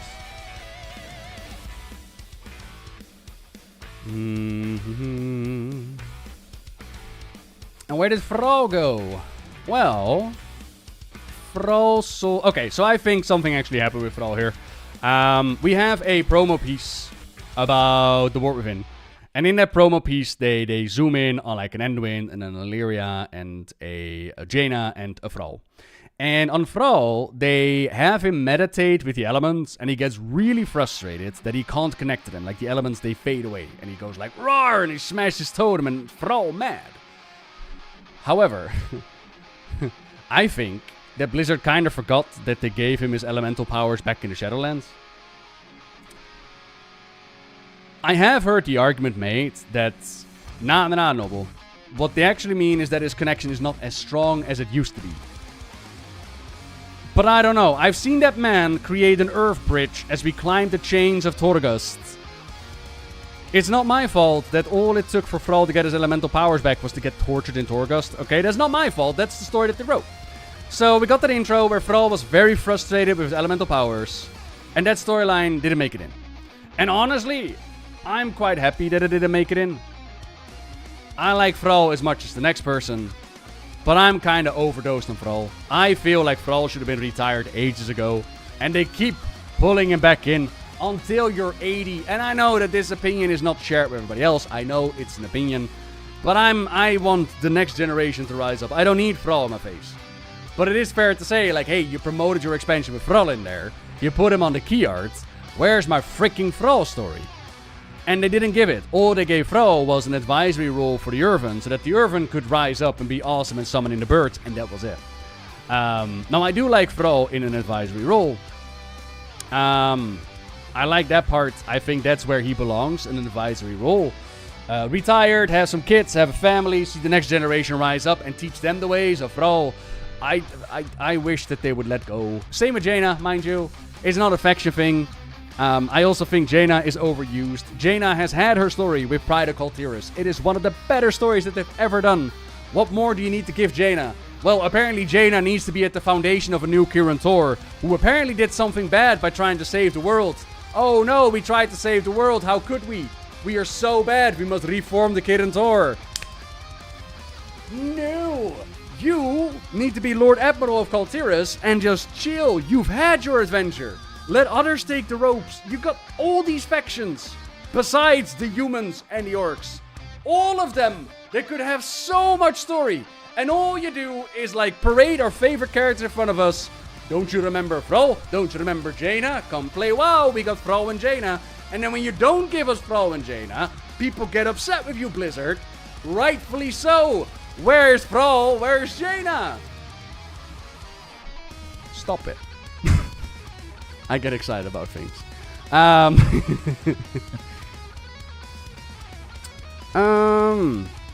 Oh, that's about the remix. Yeah, that's awful and grindy. Yeah, Mage Tower with no rewards. I don't get why they lock away the Mage Tower rewards, but you know.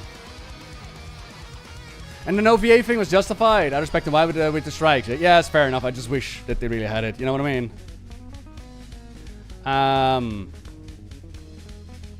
Gallywix died. That's sad. Womp womp. Can we not just take the Dragon Soul and use it like the Dark Heart? Time travel reasons.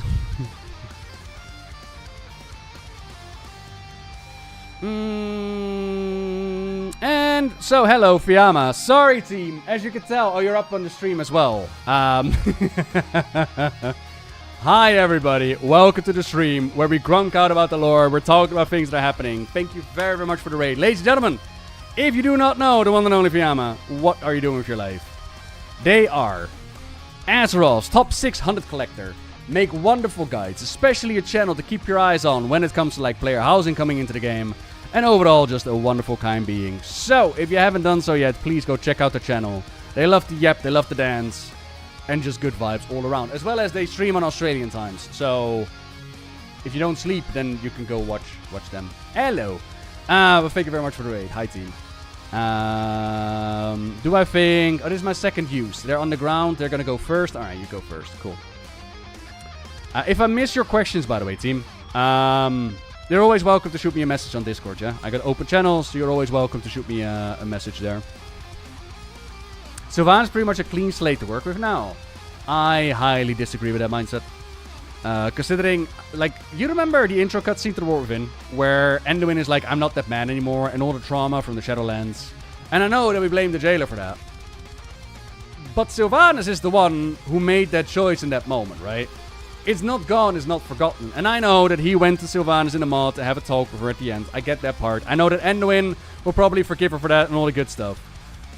But I look at that story, I'm like, I don't know. I don't know. But that's, again, that's me. And as well as like a blank slate, that would also be forgetting what came before, right? But so many people, so many opinions, I suppose. Yeah, exactly, Doom. They did clarify later. Yeah. And do you think they can fix Sylvanas' lore? Always. Oh, 100% they can fix anything. Like, if you look at what they've done with Illidan, they can totally do something with Sylvanas. So... okay. Here's the thing. As we cannot escape the Shadowlands, ever. Never, ever, ever. Here's the thing. And this might sound really crazy and weird. Sylvanas was right. That's right. Sylvanas was right. Her methods, wrong. Her outfits, whack. But Sylvanas was right. And we have done nothing to fix the part that she was right about. Let me explain. Sylvanas dies at the end of Wrath of the Lich King, and she is sent off into the Maw, into Eternal Torment, where the jailer shows her, like, hey, listen, right? This is how the Shadowlands works. You live your life, and you get judged upon your life. But you don't just live your life. You live your life in a predestined universe. The first ones have written out a path for all of us. And you could make the argument like, the first ones, they just predicted stuff. But that's not what the story tells us. And I've sat with the newser in an interview where he told me like, these are just cultists and they're crazy and it's not predestined. It's the first ones just making calculated guesses. Not guesses. And I agree that that was their intent, but that is not what the story supports. The story supports that the first ones were able to predict that we would end up in the Maw at just the right place. They were able to predict that we ended up in Zereth Mortis at just the right place, and they give us a gateway, as the scrolls foretold. Sylvanas and the jailer tell us that we live in a predestined universe. And the game supports what she was told. And so, we are being judged upon actions beyond our control. Because if we live in a predestined universe, then we are being judged on actions that we never wrote. And that's unfair. That's not fair at all. And then there's the part about the Shadowlands judging you and making it so that you could end up in Realm 1 and your loved ones could end up in Realm 2. That's some bullshit as well. What are you talking about? So Sylvanas is like, alright, this whole predestined universe with the first ones is some bullshit. I'm gonna ally with the jailer, even though he looks like a Walker Frostmourne. Who the fuck would trust the jailer? Sylvanas, please don't let them ruin your character. Oh, you're gonna go ahead and do this? Okay, cool.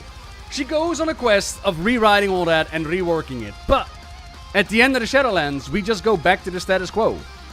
Souls are being brought over to the Shadowlands. They're being judged on the actions in life. A life that is apparently predestined.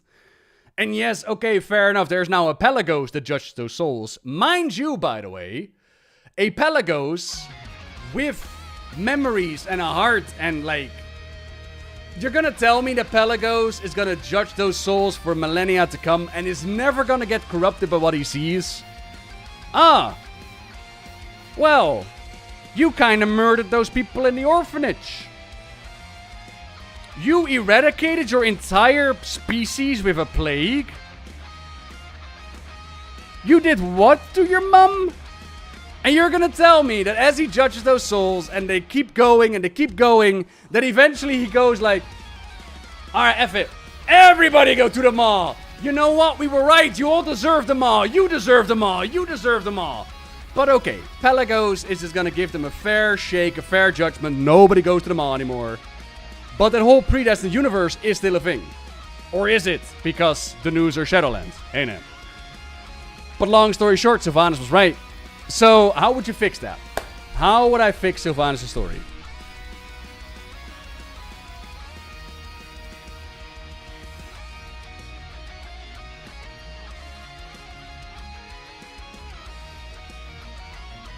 the same way as I would have fixed it back then. Which is to say, my actions were terrible, but I am Sylvanas Windrunner. I have always been a character willing to do whatever it took in order to get the job done. And the actions that I took were for not the greater good, because I was betrayed, but I did it because so-and-so, and that problem has not gone away yet. I've been into the Maw, I have seen what the Void wants to accomplish, I have seen the designs of the first ones, and so, we need to fix it. Is it ideal? No. But it could be something to work with, right? And then after the fact, you could go into the direction of, okay, like, just put her on, I don't know, retirement with Nefano somewhere. I don't know if people would actually want her back as the Banshee Queen. Me personally, I kind of want her back as the Banshee Queen, because I really like the Forsaken storytelling, and I like the dastardly deeds that they do, and I like the darkness. It's part of the story that I really miss about Warcraft these days. It's also squeaky clean, as we mentioned earlier. But I don't know how everybody else would feel about that.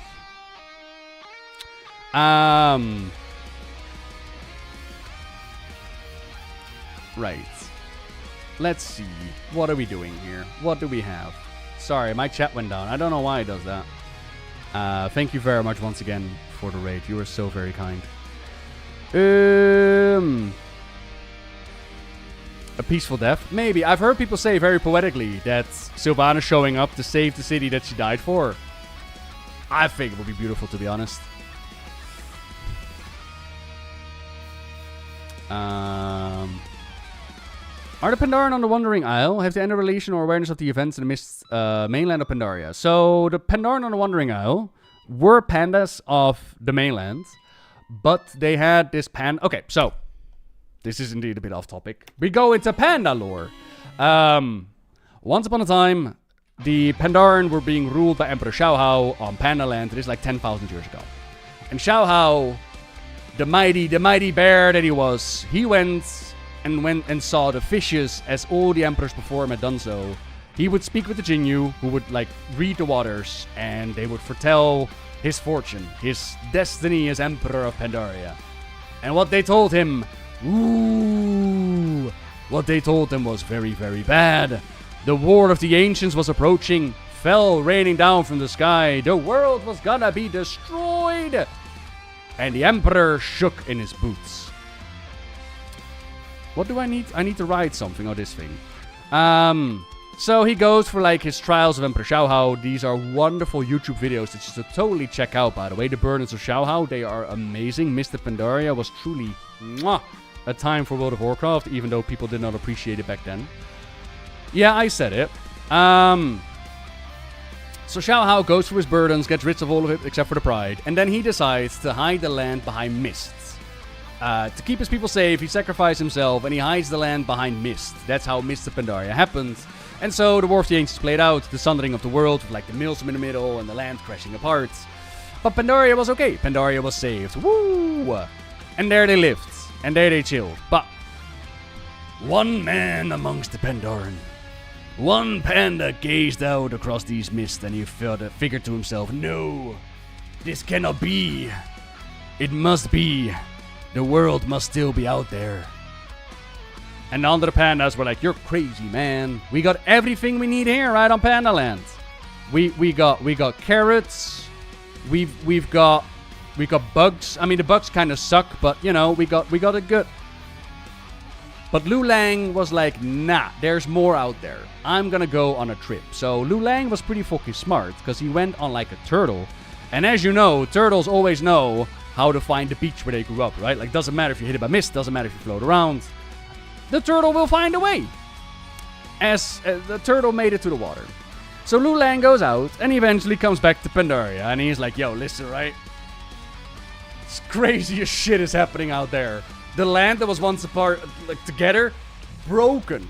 They're making ale and sausages and, like, there are furries running around. Shit's crazy, right? There are more people like us out there now. So they were like, really? That sounds awesome. So more Pandaren, after hearing all these awesome stories, were like, you know what? We're gonna join you, and we're gonna, why didn't this automatically stop? Am I not done? I am. Get me off your carpet ride. They joined him going out. And they came back. And they went out. And they came back. And more people joined Lu Lang with his whole, we're gonna explore the world and we're gonna see what else is out there with Pandaria. And this turtle, over the years, grew and grew and grew and grew and grew until he became as big as the Wandering Owl. As big as the... Where did you put the Wandering Owl? Where the fuck did you put the Wandering Owl, please?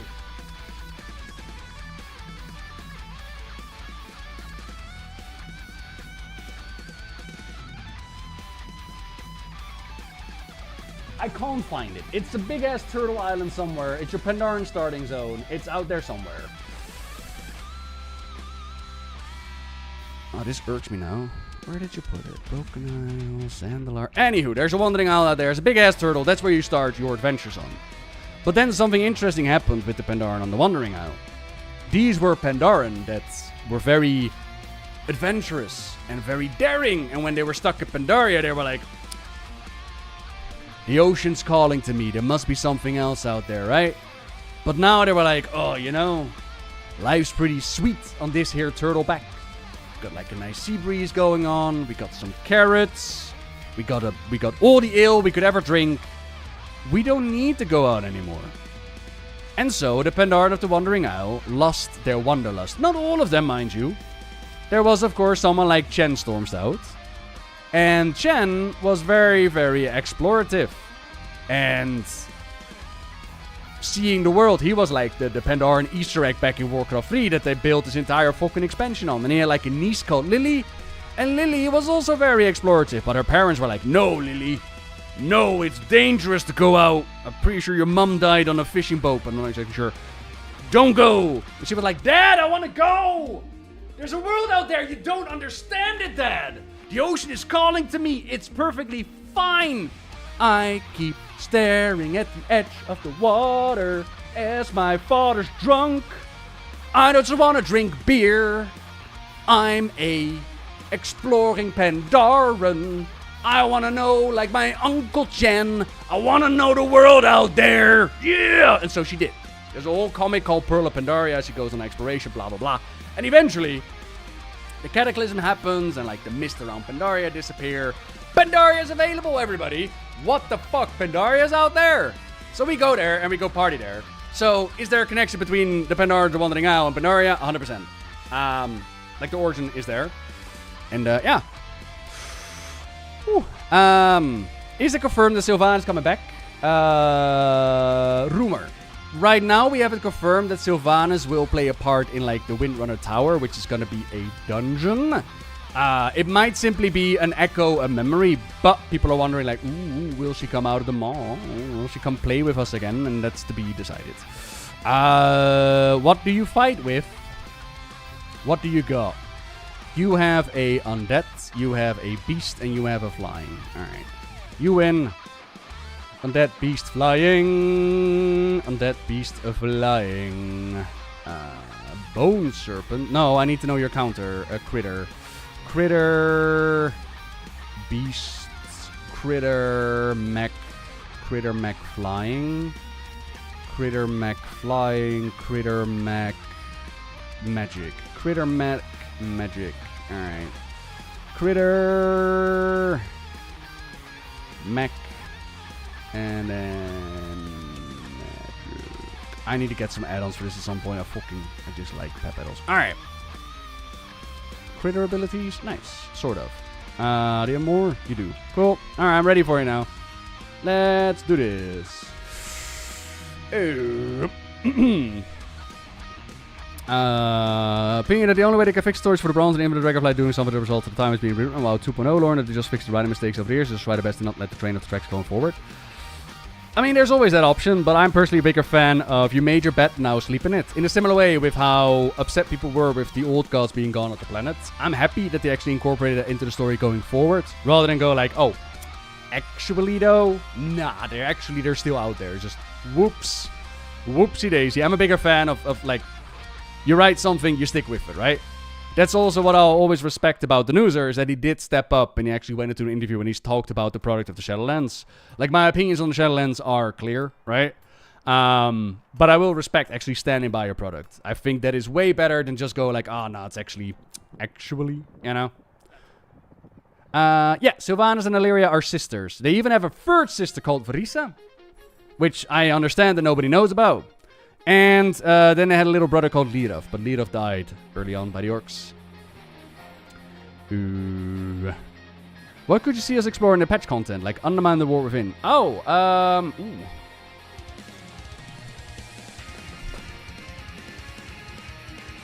Like, my hope is to go off-planet. My hope is that the planet gets dipped into darkness, and we just gotta get the fuck out of here. We join the Army of the Light, we got spaceships, and we just go into the Great Dark Beyond, where we go to different planets, and we try to find some way, somehow, to save Azeroth, because, maybe we try to make contact with the Titans, maybe we try to find some kind of world that was actually able to survive some onslaught, something.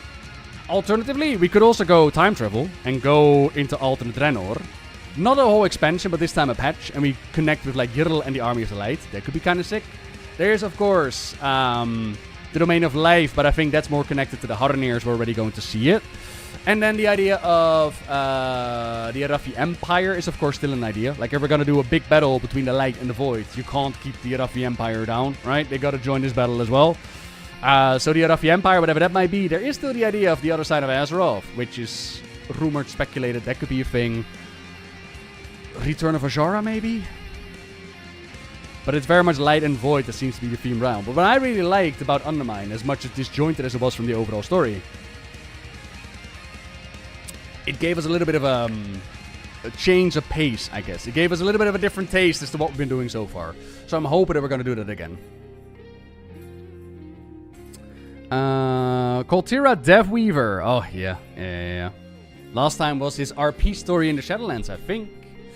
Fro was retired for a bit, technically. Yeah, and then they brought him back. And I'm like, oh, okay.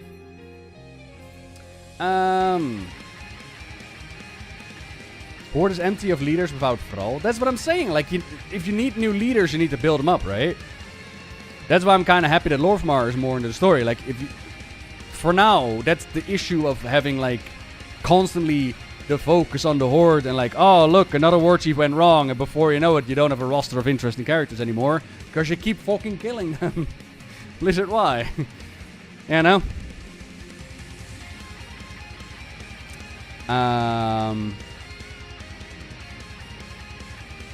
They have no face for the Horde except for Lorthmar. Yeah, it's an issue. It's 100% an issue.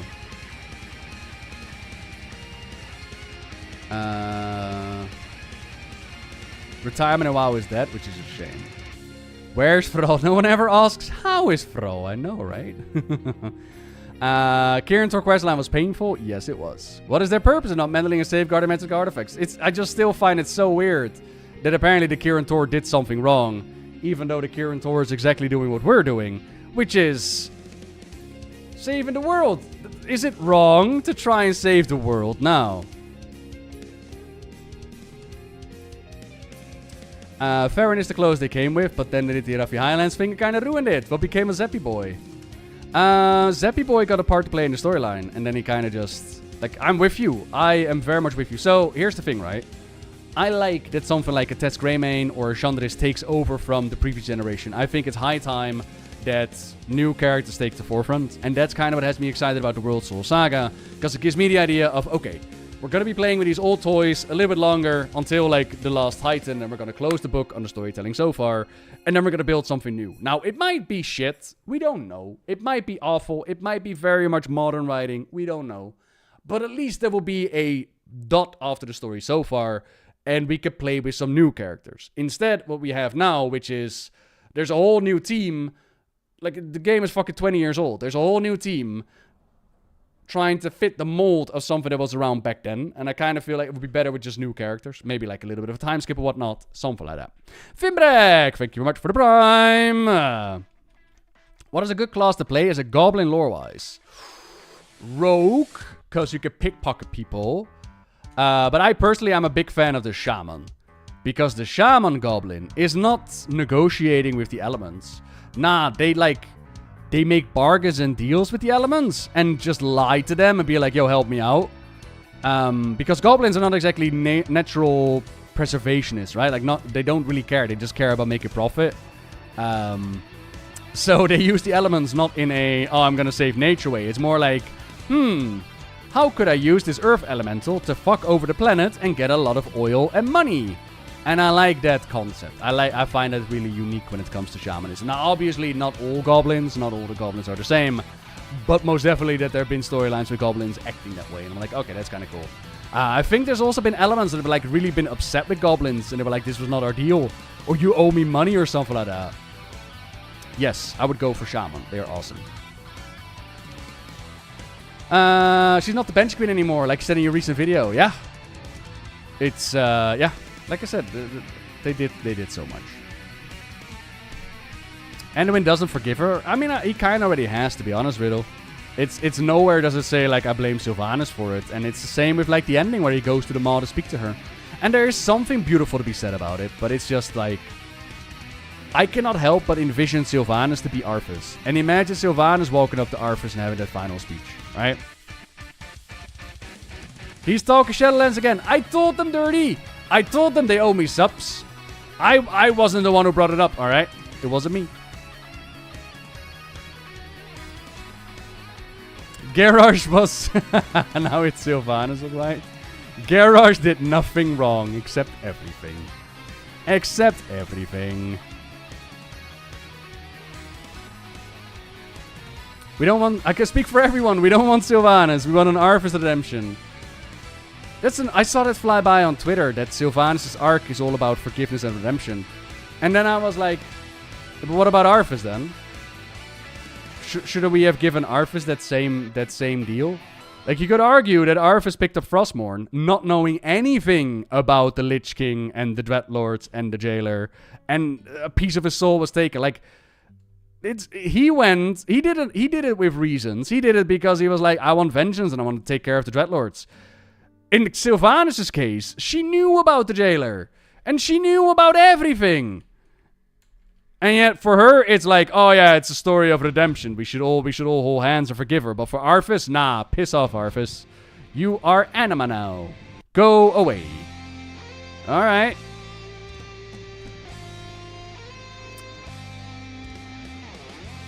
I have a... Once a day, I have a 10-minute internal monologue about how fucked Shadowlands lore is.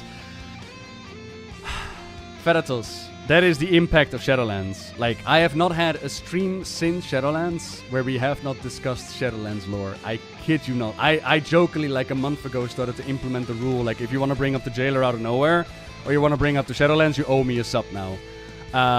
That's where we gotten. Like, seriously, the Shadowlands impact has just been massive. And that's not even to say that everything was bad about the Shadowlands. There's definitely some cool parts. Now, my internal monologue at the moment... at the moment, my internal monologue has been about the Sunwell cinematic. Because I have such a disconnect to the general reception to the Sunwell cinematic and how I perceive it. Like, for me, okay, you might not agree that it's a 10 out of 10, alright? For me, I looked at that cinematic over and over and over again. And I'm like, I cannot find shit to be mad about this. And I have comments that go like, oh man, this is the worst thing ever. Wow, is that, what garbage, what trash. And I'm looking at the cinematic and I'm like, I start to wonder about myself. And I'm like, Am I crazy? Is this what's happening? Am I just overdosing? Is what's happening here? And I look at the cinematic and I'm like, pretty sick battlefield. You got the Void First Delight. Lorfmar gets a cool one-liner. Liadrin looks cute with a little nose crunchy. And then I see this like normally generated AI picture of Liadrin, and I'm like, I'll take the Liadrin in the cutscene any day of the week. But okay, you might not like the way that she looks. Fair enough. Then I hear feedback about the glowing eyes, and I'm like, I didn't notice for me, but alright, fair enough. You wanted the more glowy eyes? Alright, cool, give you that much. But then, when I look at what happens with the Sunwell, where she, like, prays, right? And how it connects to her arc with the Burning Crusade, where she was like, we may never be pardoned for our sins. And we see her recite this prayer at the beginning, and then she gives up all pretense, and she just prays from the heart with her arms open, with her palms open. It's like, light, I know I'm not worthy, but my people, please don't let them go through this again. Not again. Like, come to them. And the light responds, and it summons in a freaking army for her. We're gonna be part of that army. We're gonna fight back. Like, whoa. And then we fight off against Zolotov. And I'm like, I thought it was pretty sick. I think it looks gorgeous. I think the moments are pretty awesome. And then I get the feedback like nothing happens. And I'm like, they're able to push back Zolotov. And then our adventure into Midnight begins. Like, that's where our adventure begins. Like, what do you mean nothing happens? Like, Liodrin dares to connect to the light on a level that she previously never did. Lorfmar gets to stand off against Zolotov and fucking hold the line. What do you mean nothing happened? They prevented Zolotov from going to the Sunwell. Shit happened, right? The only thing that I have a major critique on that cutscene is, like, Zolotov playing with her food. That is the one thing that I'm like... But even that could be woven into the story. Now, again, I want to make it really clear. You don't have to go like, oh, it's a 10 out of 10. But I'm sitting there like, the worst thing ever. You're acting like this cutscene spit in your cereal this morning. And I don't get the overly hate for it. But eventually, my inner monologue realized one thing and one thing only. This is the internet. And on the internet, there's only two options. Either you're with us or you're against us.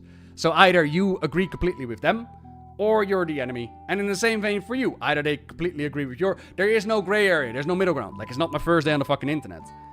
And the beauty is that there are a million different kind of opinions to have. And at the end of the day, if I like something, I like something.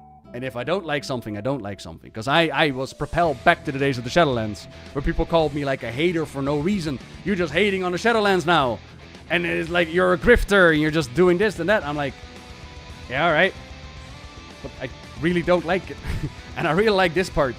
And all I can do is give you what I like. I'm not gonna flow one way or the other. I'm just gonna tell you why I like it and what I see. And if you have something else to say about it, good. Good. Let's embrace having different opinions for a change. So that's been my inner monologue. And I'm just excited about what's to come. I'm actually quite happy about it. I don't like my chat popping downstairs though. I need down. So I need to like keep an eye out where we are. I hope I already said thank you, Fimbreck. How many hours of math I have at uni every week? Way too much. Was Illidan's lore broken? A little bit. Like, for me, when I look at Illidan back in the Burning Crusade, it was more in the direction of, remember Illidan? Oh, now he's dead. But there was a lot more to be said about Illidan. Now, I would have to double check, like, when exactly did we get the War of the Ancients trilogy and when exactly did they add more lore to Illidan's story. But safe to say, he wasn't just the bad guy as we saw him back in the Burning Crusade. Not from the War Within, right? Or from the War of the Ancients.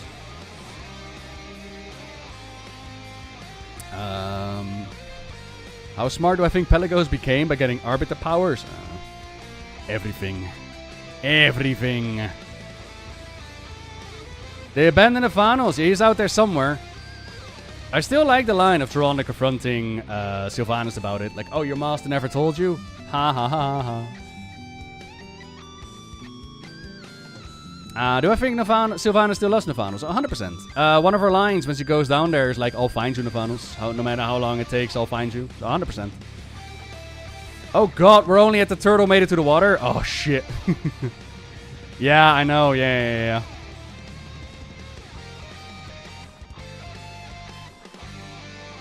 Didn't ask Nobbel to do the promo song for Miss Classic. I know, it's a lost opportunity.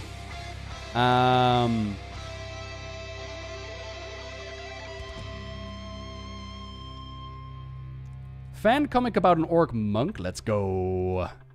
What OST is this? Oh, this is Family Jewels playlist. Here you go. I'll pop a link for you. So it's like medleys, guitar medleys. Putting you back up there, back up there. Where's my WoW? Here's my WoW. Where is Vrisa? Good question. Not at Dalaran's funeral, I can tell you that much. What do you mean? Having Vrisa at saying goodbye to Dalaran? Nah, that would be crazy. I think she moved somewhere. I had to double check, to be honest. Like, it's not relevant. Safe to say. Yeah, the Twilight Hammer. Yeah. Oh, ads coming in, by the way. Team, sorry about that. If I don't run them during the stream, they will run before the stream, and those are worse. Sub, Prime, Twitch, Turbo, ad block, or YouTube. Your call. Bring back Rexar and Medan. Medan is gone. No more Medan. Who would you rather have had than Undermine? Zully had to repair the Dark Heart. I can't come up with anything that makes more sense to the goblins. Oh, I'm not saying that I'm like against Undermine. No, I really enjoyed Undermine. I thought that the campaign was pretty awesome. No, I enjoyed Undermine. It's just, in my mind, Undermine is a bit disjointed in the sense of all of a sudden there's Gallywix. And if you would ask me, I think Undermine belonged to Battle for Azeroth, similar to like the Side of Nile. Having the Dark Heart repaired by the goblins is definitely well connected, but there are a plethora of things you could have done there, right? The repair of the Dark Heart could have also been done by a goblin couple out there, or you didn't necessarily have to go to Undermine in order to make it happen. You didn't necessarily have to work together with Gallywix, who last we saw was in the Shadowlands, and now all of a sudden come back. It did not have to be that way. So when it comes to like Undermine, don't get me wrong, I fucking loved Undermine. Liberation of Undermine might actually be my most favorite raid of the entirety of the War Within. And the campaign was great. Like for me, the Undermine, my biggest gripe is that it doesn't explain more of the goblins than what it did before. Like I go into that campaign knowing as much about the goblins as I do going out of it, which I'm like, huh. And my gripe is that there was another thing. Bing brain! Bang!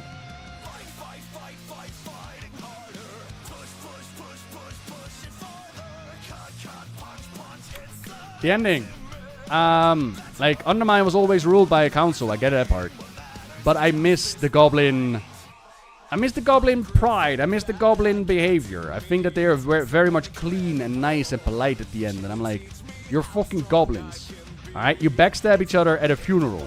You got this whole ride about dropping money in somebody's casket as they are being buried. And some of you will, like, gripe a bit of gold if you can and put it in your pocket. And that's seen as something like... I'm making shit up now, I'm pretty sure. But it was something about the funeral, about how you get away with, like, putting in knickknacks that are actually fake. While still pretending, like, you know, they're mobsters, they're gangsters. And they're like, really? This is how we end it? We're sitting around a table, let's get to work. Alright, fun. This is the goblin I played as. Like I just mentioned, the shaman goblin who uses the elements to make profit. That is interesting. That is something that stands out from the rest of them. And now the goblins are just another group. That is my gripe with Undermine. Do I think they should do more with Terrellian? I think Terrellian... I don't know. I really like Terrellian of the old books, but that is not the Terrellian that we have these days, ain't it? So,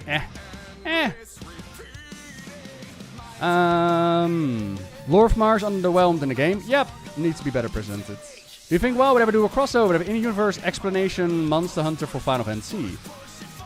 Don't I have like StarCraft for pets? I'm pretty sure I do.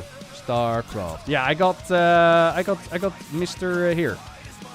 Infamous psionic battering ram of the Protoss. Zedadar is also the only Archon that can utilize psionic storm. Power overwhelming.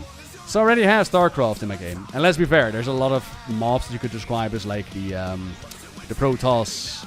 And you could describe them as like the Zerg or whatnot. So there's already a lot of crossover there. But I would be down with it, sure. Like they've made for the Nexus a pretty cool explanation. So the gates could open up. But then you also got to wonder, like, okay, we open up those gates. How do you explain the connection between them, right? Like, how do you maintain that gateway? But there are definitely things you could come up with. Yeah.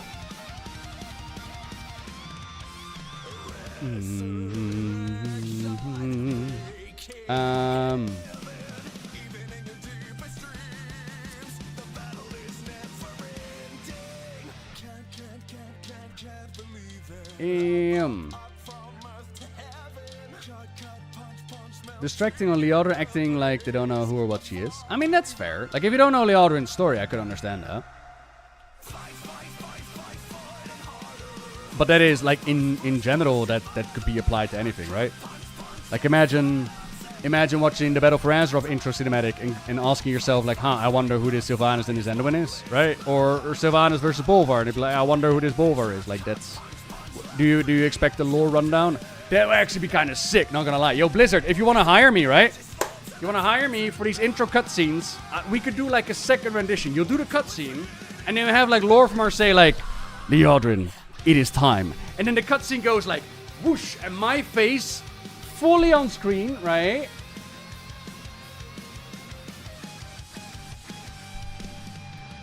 More! Dear viewer, this is Lady Leodrin. She, in the Burning Crusade, decided to drain the absolute light out of Anaru. This gave her a connection to the light back, one that she lost after watching the atrocities of Arvis the Lich King as he marched up the gates of the Sunwell. The fear, the regret, the guilt of not being able to save her people is what pushed her away from the light. At the end of the Burning Crusade, we discovered that Naru that he absolutely drained. Remember how she took the light? He was empty now, and Mauru turned into Entropius. But do not worry, this was all foreseen. Lady Leodrin, Knight in Blood, will bring salvation to the Blood Elves in an indirect way. As Velen the Prophet gathered the core of Mauru after we slain it, and brought it back to the Sunwell, where he just stopped Kil'jaeden from entering the world. With the core of the Naru, they were able to reignite the power of the Sunwell, not only giving a new future to the people and the Blood Elves, but also giving a light source to Leodrin. No, that's wrong. Let me rewrite that. Not only reigniting the Sunwell and giving a future to the magically addicted Blood Elves, but now there's also a little bit of light in that Sunwell. Leodrin's connection to the light is not one just out of the Sunwell. The light is all around us, but it is her fear, her regret, her guilt, her actions who may never be pardoned, that has prevented her from truly connected to the light. Let us see what happens when absolute darkness enters the gates of Quel'Thalas. And then it goes like whoosh back to it, and Leodrin goes like, Lorfmar, this is all that I can do. And then it goes back to me, yeah? Whoosh. Hi, me again. This is Lorfmar Ferran, Regent Lord of Quel'Thalas. Lorfmar never wanted to be a leader of the Blood Elves, but things and actions took a toll, and he was pushed in his role. As their prince Kil'Thas Sunstrider fell to darkness, got addicted to the Fel, could happen to anyone, and followed Kil'jaeden and the Burning Legion. Now Lorfmar Ferran, recently married to Philistra, who will be there, by the way, don't you worry about it, now has to hold the line against Zalatath. But Zalatath is... And then it goes back to the cutscene, Zalatath comes in, and then it's like, who is that? Zalatath is a baddie. Hi, me again. Zalatath, in the War Within, was able to manipulate things in such a way that she ended with a juiced up dark heart. This relic, now containing the Void Lord Dimensius, is ready to bring absolute darkness to the world of Azeroth. You can see that she can instantly mind control anyone. Lorfmar cannot hold the line, but my god, can that man spit? Can he swallow? Find out now. Go play Midnight. Sorry. Then we could do that, Bliss. That would be awesome. It would be like a lore deep dive, and now nobody can complain that they don't know who what is. All right? And everybody be happy. We have like a director's cut. It would be awesome. We could do that. All right? We could do that. You can hire me. Easy. We could do that.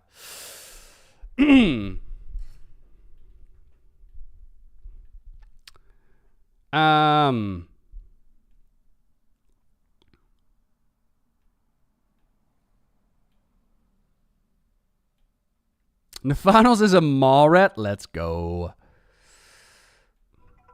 I'm browsing up now. Hang on. I'm nearly caught up. Yay! Require for auditor new WoW players to experience the eternal made to the water. Yes. It's time to do tutorial experience direct play. Yes, me too. Those updates. Oh, fucking phenomenal. Do you think there's a path to fix what Shadowlands did to the story going forward? Yeah. They, honestly, Melzy, they've done some really good stuff. Like, the major thing that they simply cannot change is the part... Well, no, okay. Jailer Did It is based mainly, which is interestingly enough, Jailer Did It is based mainly on a little book called Enemy Infiltration Preface. If they remove that book, it will go a long way. And they need to be public about it, yeah? Like, publicly announce, we have removed that book, it's no longer part of the story. In that book, it talks about how the Nephius work with the Jailer, send out, like, the Dreadlords into the different cosmic domains, and manipulate all these things from behind the scenes.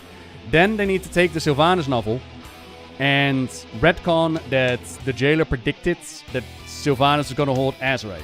The other predictions that he made were vague enough to pretend like, oh yeah, he just made guessing work, but that part is very specific. If they make those two changes, then you could just write it off as Taliesin has done for a while, where it's like, oh, he was throwing spaghetti at the wall.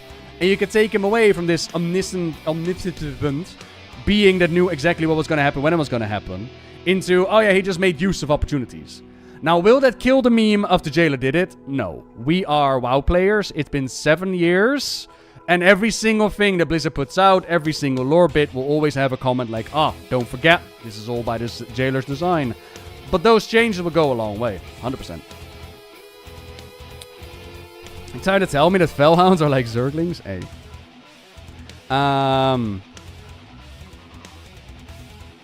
Goblins can still fall apart in a future patch, but let the devs fantasize about unionizing for a single patch.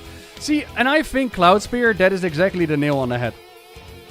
I think that is exactly the nail on the head. And I thought about this, and my counterpoint is...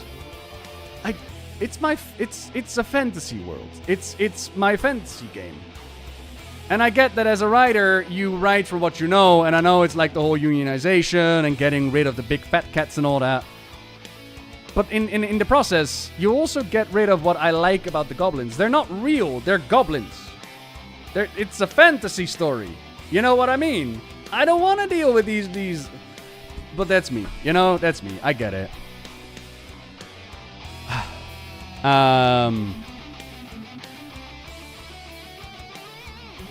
You went back to the Shadowlands? Let's go. Hey, Ferratos! Ferratos and I.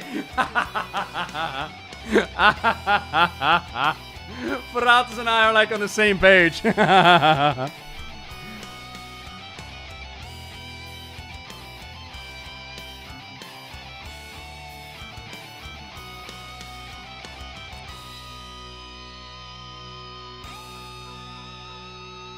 I would take this over lore walking. Are you sure, though?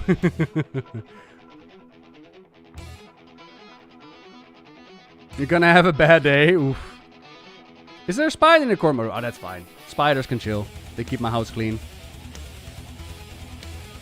Maybe one day. One guy, maybe.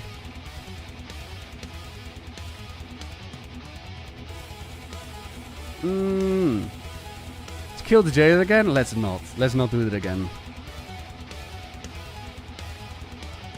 I caught up to the chat. Holy shit. Let's fucking go. Yeah. Ooh. Let's go. Wonder where in the Shadowlands they ended up. Taliesin actually came up with a really interesting idea for this one. Which is that the part that we saw of the Shadowlands is only the part that the Titans were able to get their hands on in order to bring order to. That the actual domain of the Shadowlands is still behind there. And... it doesn't fix what we saw in the Shadowlands, right? Don't get me wrong. It's still like this jailer story and the Primus and all the good stuff. The events still happen. But by changing what we saw at the beginning, you take away knowing exactly how the afterlife works. And in my opinion, just never explain the details as to how your afterlife works, because it's ass. It's absolute ass. Nobody wants to know that. Sorry. It could have been very interesting, but it's, as you said, like now we killed something. Oh, it's just going to be in the Shadowlands, right? Like where did it end up? Like, living a certain way so that you know you're going to end up in Ardenweald. The events of the Shadowlands, let's be fair, but this is also something that we could say to the Legion. They should have had a much more bigger impact going forward. Like, imagine seeing this gigantic Sargeras dry hump your planet. If that happened to me, I don't know, fam. I don't know. I did say fam. I've been hanging out with too many young kids. But if that happened to me... and Sargeras was like dry humping the planet, I would probably be like, okay, I'm just gonna hop off the planet now. I'm gonna jump on a spaceship. I'm gonna go out of here, right? And instead, nobody really made mention of the day that Sargeras stabbed the planet. And in the same vein, with like knowing about the Shadowlands, you'd be like, I know exactly what it takes to go into Ardenweald. So now I live my life as a druid. I take care of the trees, of nature. I might be a ranger. I want to hang out with the Winter Queen and the Night Fae, and I want to hang out with the Dryads. I want to smoke weed and hang out with my boy Vol'jin. I know how to end up in Ardenweald, so that's how I'm going to live my life. Or, I want to be a Valkyr. So I live like a noble life and I die in combat and in the battlefield. You know, in that way. Or like Twilight's Hammer, exactly. Like, there would be an impact as to, you now know how all of this works. And that impact I'm missing. The same vein that we just got a time skip after the Shadowlands. Like, it's all great and dandy that you wanted to give Azeroth a little bit of breather. But you forgot to give story to that breather. And that is an issue that pokes up its head time and time again. For example, in that Pride of the Arafi storyline, which was god-awful on its own, we now have an Anduin Lothar who is acting very strange and very weird, and he's talking about the Sons of Lothar being all about peace and acceptance and all that good stuff. And it might be, in that time skip where you explained nothing, where the world learned about the Shadowlands and did nothing, he might have changed his mind. But you never explained, and that is an issue. You should explain that kind of shit. There should be a story. That time skip just having an empty gap is not great. But oh well. Sick. Loot. Gimme.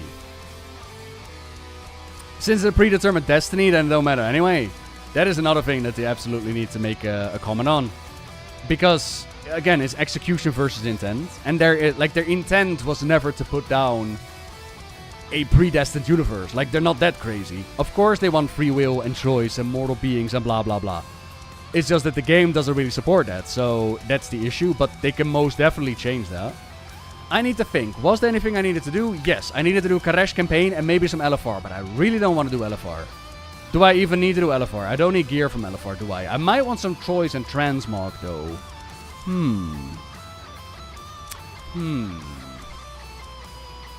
But that means LFR. I don't want to do LFR. I'll go do the campaign. I'll go do the world quest. Yes, let's do that. Meow.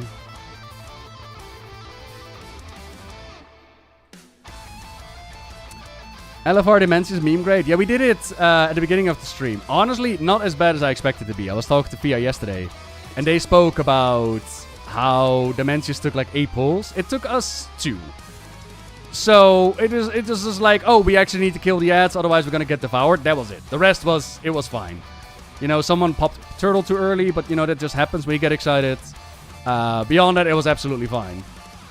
But I've mentioned this so many times before. There is somebody over in the development department, somebody who decides that LFR just needed tactics. And I don't know who you are, but you need to stop it.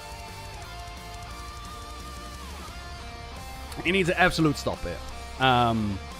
LFR needs no tactics. LFR needs to be done by somebody who rolls the face on the keyboard. What do you mean splitting the group apart? What do you mean flying through walls of instant death and this and that? Like, nah. Nah. Yeah, LFR, like no joke, LFR sometimes is more difficult than normal. That's story mode? Nah. Nah. Nah, nah, nah, nah, nah, nah, nah. So, story mode is single player with AI that will be effective after LFR is gone and you're in the next expansion. You will always be able to use story mode, as well as story mode is only on the last boss, and hopefully one day will be there on day 1 so you can just see the story. That's story mode. Story mode. Story. LFR was introduced as a way for everybody to experience raiding, and the development of LFR has actually been super interesting. It started off in the Cataclysm with 2 high rewards for the effort that it took, because it fell over like nothing, and the rewards were like set bonuses, and people were like, this is insane, what are you doing? So over time it swapped around, where the difficulty curve got higher and the rewards got lower. And I don't know if that's because they want to push people into normal. I don't know, but the problem with LFR is that you gotta imagine it is the worst of the worst of the worst coming together. It's people that barely know how a keyboard works, and now they need to work together in order to overcome something. And I love you, but LFR, half your group is AFK, Blizzard. Half the group in LFR is AFK. I know, because sometimes I'm part of that group and I can see them standing there not doing nothing. That's how you gotta imagine people doing LFR. Now, you might make the argument that LFR is flawed and needs to be changed, and if people are AFK, they shouldn't be able to do it, which there's definitely debate to be had about that. But it's a queuable thing in which people can see, like, the end bosses. They don't get massive rewards out of it. Honestly, Delve gives you better rewards than LFR. Just set bonus, I think, and trinkets. Who the fuck cares, right? But why would you put them through the torments of tactics, where they need to talk to each other and be like, alright, group A go left, group B go right. Don't pop the beams too quickly.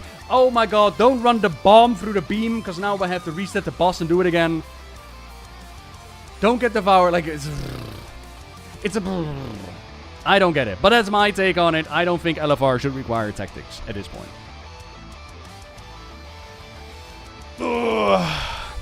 But that was originally like LFR's design, is they wanted people to get like a taste of seeing inside of the raid because there was no other option at the time. Maybe with story mode, it is time to change things. Maybe. Yeah, I mean, I don't think so dirty. I think that genie is out of its bottle. Can you imagine the uproar that people would have? But maybe. Like, I'm in a privileged position of I'm in a raiding guild. Like, you know, I get really sweet messages like, hey, Nobbel, it's Tuesday. Would you like to go do a 10? And I'm sitting there like, yeah, fuck yeah, I would like to do a 10. And I just log in and we do a 10. It's wonderful. It's, I love my guild. It's great. Right, Karesh.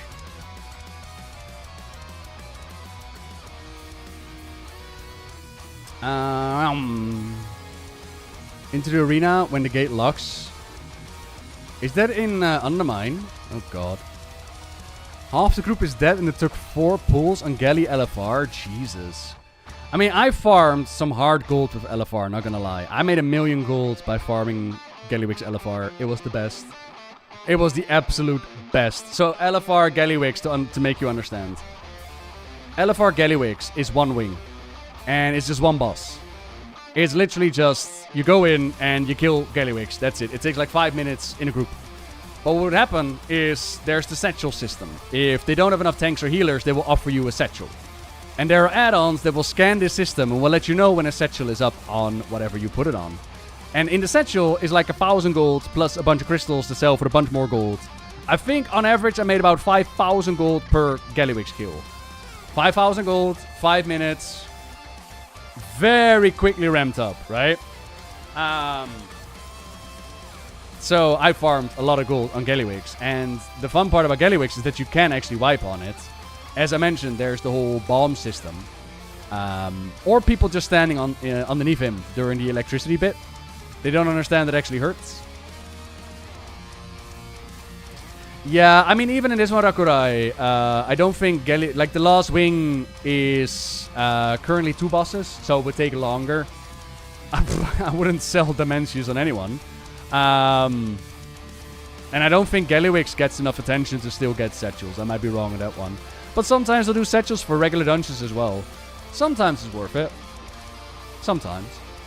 Like, I even healed Gallywix. It was great. Adiel Rogue! Am I naughty boy? Just for you though, baby. Hey, what do you think of the new studio? Miss scenarios were fantastic. I love them. Yeah. Really see it. Thanks so much for watching my top 10 boss battles themes medley based on your votes on the last video. Here are the runner-ups, the ones that didn't quite make it. I was very surprised. Let's see. Where do we go? There's going to be only one more top 10 medley in this series, and that is going to be top 10 staff roll or credits themes. So if you want to vote for that one, vote for your favorite credits theme that plays. What do we think about Karesh team? How are you all finding the vibe on the planet? Me, you ask? I haven't spent enough time here to actually give you a solid opinion, not gonna lie. I haven't played enough of Karesh to actually be like, yeah, this is what it's like.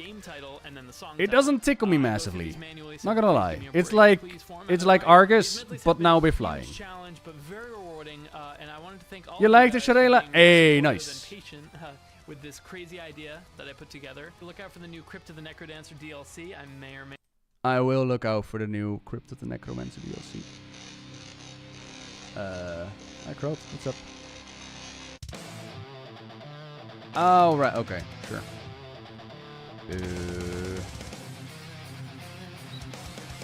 Oh, I'm going to space now.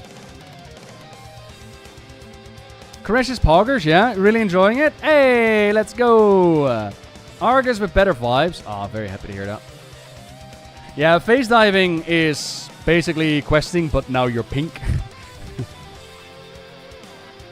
And treasures and fast travel, yeah. Like, thankfully with the upgrades on the cloak, at least you can mount up now, so that's a lot better. I did have a guildie of mine who didn't realize that you could actually use those portals to teleport around. So they were manually traveling across the world. Womp womp. Hard to beat Mechagon, Nashatar, or Xerath Mortis? I've been told that Xerath Mortis was fantastic. I wanted to say, like, I regret not going Xerath Mortis, but not really. The only part that I regret is that they haven't gone back yet to update it to modern time. And by that I mean, ads still spawn upon how many ads are being killed in the zone and shit. So it's still really much a pain in the ass, but now with less people. But for farming and for questing and for rare spawns and shit, it looks awesome. That's for sure.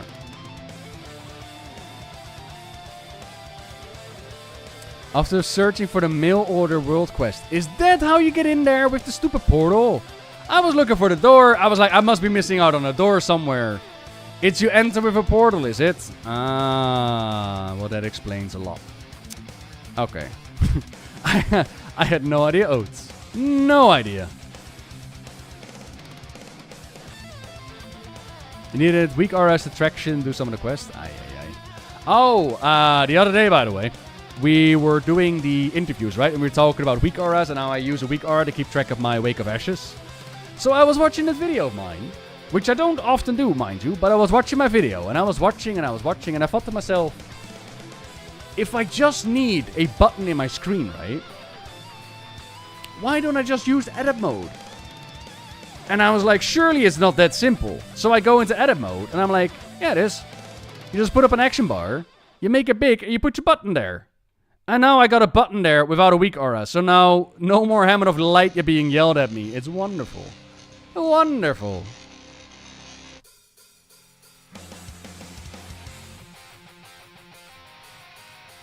Boop.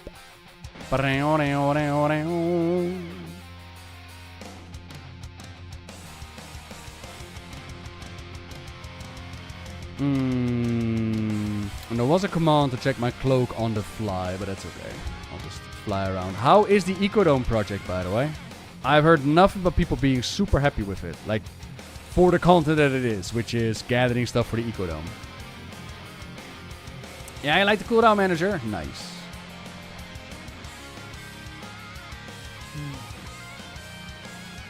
It's a great day to save the bees. So y'all thinking watching the Taliesin and FTL interview, yeah, about player housing? I think we will do so. Let's have a wee little look-see, shall we? Taliesin and FTL. Orc houses in an alliance neighborhood. Oh, I was curious about it, actually. I was curious how we're gonna do that faction thing. Here we go. Right, make this a little bit bigger. Voila. It should be in there. Okay, cool. Give it a like. Here is the link to the original video, but I imagine all here know T&E, right? Hello, Internet. My name is Taliesin. And I'm Evitel. And today we're talking player housing with two of the most important devs on the scene. Hello, everyone. I'm Laura Sardinia. I'm lead UX designer for the WoW team. I work on many features for Midnight, for the UI, and also a lot with Toby's team on the housing. Hello, I'm Toby Reganey. I'm a lead designer on WoW and particularly focused on player housing. We have had the pleasure and privilege of playing loads of player housing during this event, streaming it for hours. Whoa, what did you just do? You turned your roof red? We have had this event. Oh, I'm gonna make such a sick Venfir castle. You have no idea. I was looking at the castle yesterday with like the windows. They look so gorgeous. I need them in my house. Streaming it for hours, really getting to grips with the tools. It's even better than it was when we were playing it in Boston. So yeah, can't wait to sort of get that out there and have everyone have the same kind of pleasure. I built like an entire cobbled street inside with street lamps and other houses and stuff. It was amazing. What? So I feel like we're getting to grips with the indoors kind of customization. And there was an interview on the Xbox stage yesterday, which featured some new footage of neighborhoods, which is obviously something everyone's really excited about and something we haven't seen much of so far. And that footage seemed to show different outside customizations of the houses. Is there anything you can say to that at all? Yeah, so we haven't shown a lot of the exteriors, but they're completely customizable. And we're going to be launching with 4 different kits for 4 different races: orcs, humans, blood elves, and night elves. So each of those will have, almost like Barbershop is for the player, you'll be able to design the outside of your house, and you'll be able to use decor to decorate your yard. So you'll have this big plot that your house sits on, and then you have complete control as a player what kind of props and decor you want on the yard itself. Can we put statues in there? Some of the exteriors that we saw seemed to be not just different styles, but also different shapes. There was like one which was a kind of a tower and a lighthouse. Was that the customizations? Absolutely. So for that one, we are using barbershop style UI that players are very used to. You know, that you go there, you see the model very big, and then you can customize with drop downs and everything. So it should be very easy to use. And then as you're saying, like you can pick different towers, different windows, different, facades and stuff. So gonna be pretty awesome to edit. Yeah, that's really exciting. So if I'm a Night Elf player in my Alliance neighborhood, will I be able to have a Horde style house? So there's no restriction on what you design your house to look like. We are having distinct sort of neighborhoods based on factions, but they're not faction exclusive. They're more just a faction aesthetic.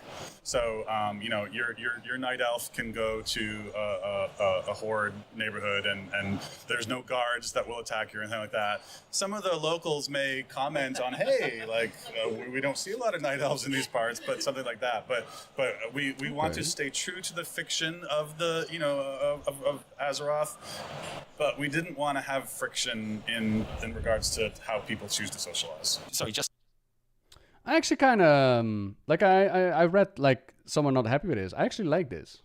Like for player housing, in my mind, it makes perfect sense that we chill with the neighbors that we choose. So be that Alliance or the Hordes. In this ecosystem, I'm actually quite happy with this happening. But of course, the overarching question becomes about the capitals. And a big thing is about Silvermoon. I don't know if you followed the discourse on the internet, but there's been a big thing about how much of Silvermoon is actually going to be Alliance accessible and how much is going to be for the Horde. And what started off with like a big part of the city is going to be just for the Horde, and the rest is going to be like kill on site, right? A big part is going to be kill on site, and only a small part is where the Alliance gets to hang out. Later they clarified like the other way around. If I'm trying to remember right, was it 1/3 only Horde and 2/3 where you share? And in my mind, as people ask me, like, what do I think about the whole kill on site thing? I'm a big fan of it. I like the faction pride part. And I would say make 1/3 available for all, and 2/3 is kill on site. Like, the majority of a capital should be for the faction. And with that in mind, go retroactively back to something like Gilneas and go back to, like, the Beth tree and make it there as well. I don't like that Gilneas is open to both completely. And I don't like it for the Night Elf capital either. I think there's something to be said. Like, maybe it's too far gone to be like 100% anymore. You could make arguments for that. But when it comes to player housing, like, this is a place where we choose to live, right? This is not a capital for the entire faction. This is our little town, our little place. And that could be very well represented. I kind of like that there's like a Silvermoon tower next to a Horde little hut, and then there's the Alliance towns. I quite like that. You should make a tent outside. I mean, but if that's the case, then again, I would like that retroactively across the board, right? To clarify on that, you might see a Night Elf house in the middle of Razorwind Shore. You might. And whether, players are going to organize neighborhoods how they want. And that's part of this process, is that, we're trying to put very few hard limits on what players do in their neighborhoods. And neighborhoods are communities that will evolve with their own, guidelines and so forth. And that's up to the players, right? Cool. So looking at those neighborhoods. So you could, by the way. There are different rules when it comes to like guilds and publics and all that. So if as a guild, you want to be like, yeah, we're all for the Alliance. In-game homeowner associations. As a guild, your guild master and your guild officers are going to get way more power than they have right now, because they get to kick you out of your house. Which, in my mind, is just amazing. Imagine if, as a guild, you make the agreement of no towers. We hate towers, no towers. You could do Horde and Alliance, but just the little ones. And one person is like, but I want a tower. And they just get full-on kicked out. The posts on the forums are going to be legendary. Dear Mike Preach Gaming, for today's drama story, I present to you my homeowner association. From what we've seen, it looks like there's like a diversity of almost like biomes within each neighborhoods. Could you talk a little bit about that and the different things you can find in them? Yeah, so first of all, I'm delighted we're talking about neighborhoods because there's actually been a significant effort on our part that we haven't talked a whole lot about yet. They're zone-sized spaces, so they're really big, and we spent a lot of time making sure that every type of player fantasy that we could think of regarding player housing could be fulfilled. So if you are a blood elf and want to find a place that's more like a Jara, you can do that. If you're a Tauren and you want some of the more mesa and bluffs, you can do that. And so the sort of individual neighborhoods for both Alliance and Horde evoke a lot of the classic sort of places and zones that players might remember, but they're brand new, of course, and a lot of that is a very deliberate attempt to just maximize that ability for players to be like, this is where I wanted to live. I always imagined if I were in Azeroth, I would live in this place, and hopefully they can find that little corner in each of the neighborhoods. Yeah. On the UI side, we're building, many UIs that you can see the neighborhood from above, let's say. So we are adding a new button housing at the HUD that you can click from anywhere, which is great. Like, we're 1 hour to go to your raid, and then you can check it out, your neighborhood. We can talk a little bit about the endeavors in a bit, but you can see the activities that's going on in your neighborhood. But when you're picking your house, finding friends to live with, we're going to have a house finder UI, what you see from the top. Almost feels like those Creator kind of websites that you see when you're looking for a house, and then you see what is available and the plots. But of course, it looks very Warcraft. I've got some bad memories about those websites. Oh, so yeah, but ours is going to be very positive, very fantasy-like, so no worries there. But it should be very easy for you to look around, mouse over, see what's up. If you have some friends already in those neighborhoods, and then you can search also friends, and we have all the plots available, and you go from there to buy your house. But I think it's still one house for the Horde character, one for the Alliance. But if I take it then, you get to decide the decor of your house. So my Alliance character could put down a Silvermoon Tower. They don't care. And I could be in both sides of the world. So it could be in a Horde town. It could be in an Alliance town. That doesn't matter. But there is still the limit of 2 houses. It just depends on your faction. Okay, interesting. Okay. This is cute though. Like, you can find your friends and be like, hey, Locusto, you live there, I'm coming. And then you can find a little plot that you can put in your house. I already got dips on like the Duskwood house. I want the spooky place. That's gonna be my house. That you see when you're looking for a house already in those neighborhoods, and then you can search also friends, and we have all the plots available, and you go from there to buy your house.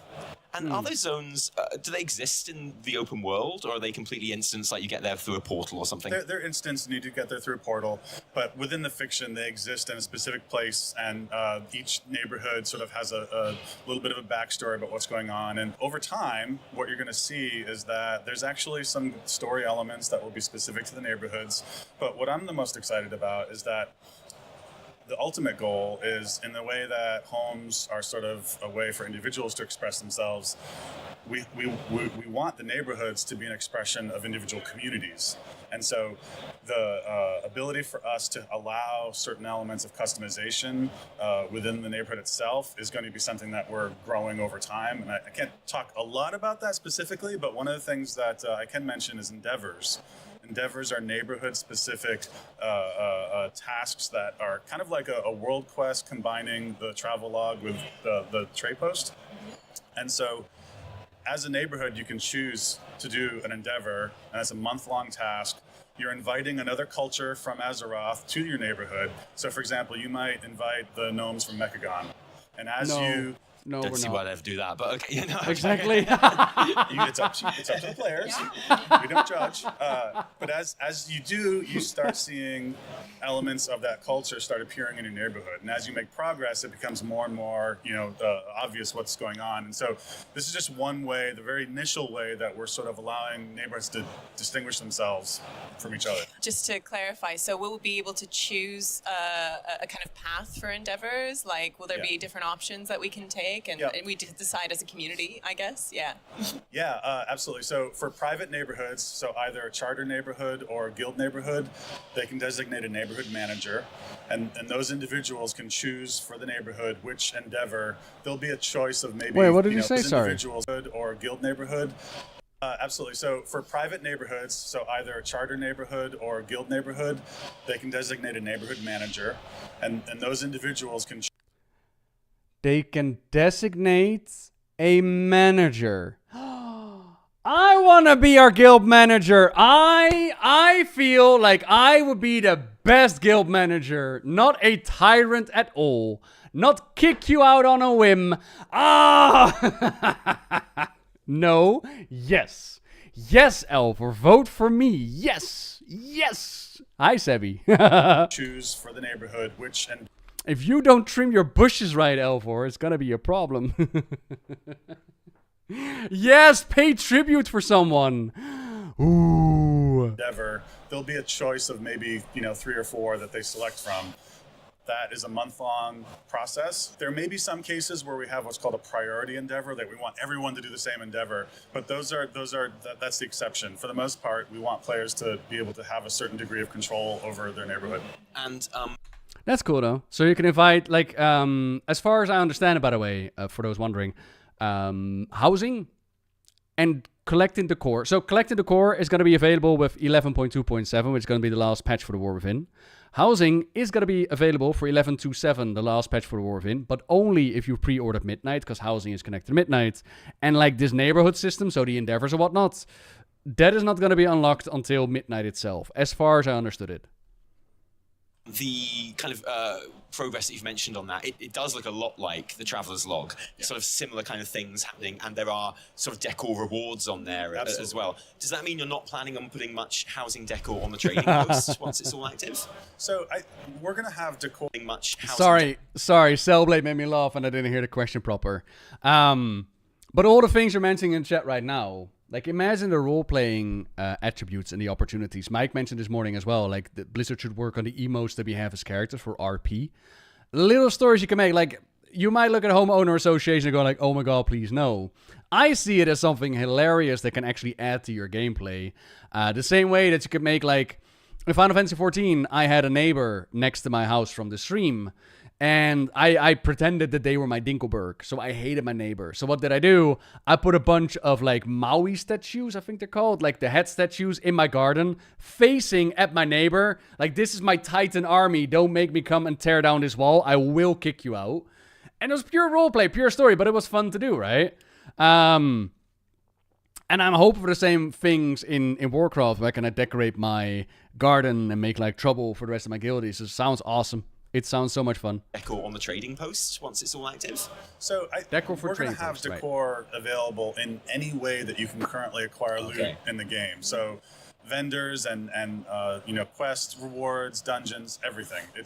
We're launching with over 1,000 different pieces of decor, and we want to reward players for how they choose to play WoW. So some people are going to be like treating their home like an extended trophy room that like is just bragging rights of all their achievements. Other people are going to have class fantasies, like I want to make my thieves' den for my rogue and his hideout for his friends or whatever. It's one of these things where like we're not telling players what they should be doing, and as a result, I'm really excited to see what they show us. It's similar, not everyone like a transmogger, they like really chase a lot of transmogs, but they're raiders and then they unlock the tier set, and that's kind of cool, right? They have that and they're gonna wear it to show off. So we see house in a similar way. Everything you do, PvP, raid, Mythic Plus, even events in the on the midnight that weekly quests might give you the core stuff. So players gonna unlock all those cool things anyways, no matter which kind of player you are, casual through like hardcore.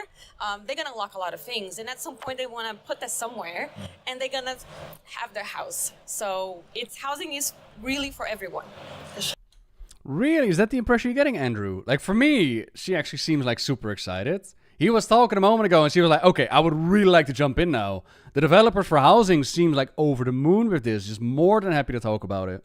You mentioned story beats in the neighborhoods and the events, and in the features trailer, there is that glorious skybox to the void. You can read like facial raining expressions, down, right. Specifically over a neighborhood with the... is that just a dramatic thing for the trailer, or is that something we can expect to sort of happen in the build-up to the expansion? So the main conflicts will not be happening in the neighborhoods, but the neighborhoods are part of the world, and so you may see elements of threats that are happening or that are currently going on within the neighborhood. The neighborhood itself, though, they're sanctuaries, and so it's important that players feel as though they have a certain amount of safety. We don't want them to feel like they're going to be doing a boss battle in the neighborhood, because again, these neighborhood spaces exist primarily as social arenas. No Bowser coming and just like walking. Also, let's keep it more focused on actually what they're talking about and not so much about appearance and how they come across. Yeah. Okay, so no massive garrison invasions, I take it. Not gonna lie, big fan of that. I did not like the garrison invasions. I thought it was kind of ass. It's primarily as social arenas. No Bowser coming and just like walking through and wrecking it all. No Stitches wandering. You mentioned decorating outside space earlier, and how much garden space is there for players? And is it the same for each plot? Because some houses seem completely in the wilderness and some seem tightly packed in together. Yeah, it's a great question, and it's something we spent a lot of time noodling with, because we want each of the potentially 50 plots or so to feel like there's a reason why I want this plot. Yeah. And some are way off by themselves in a distant corner on a hillside, and I want to be there.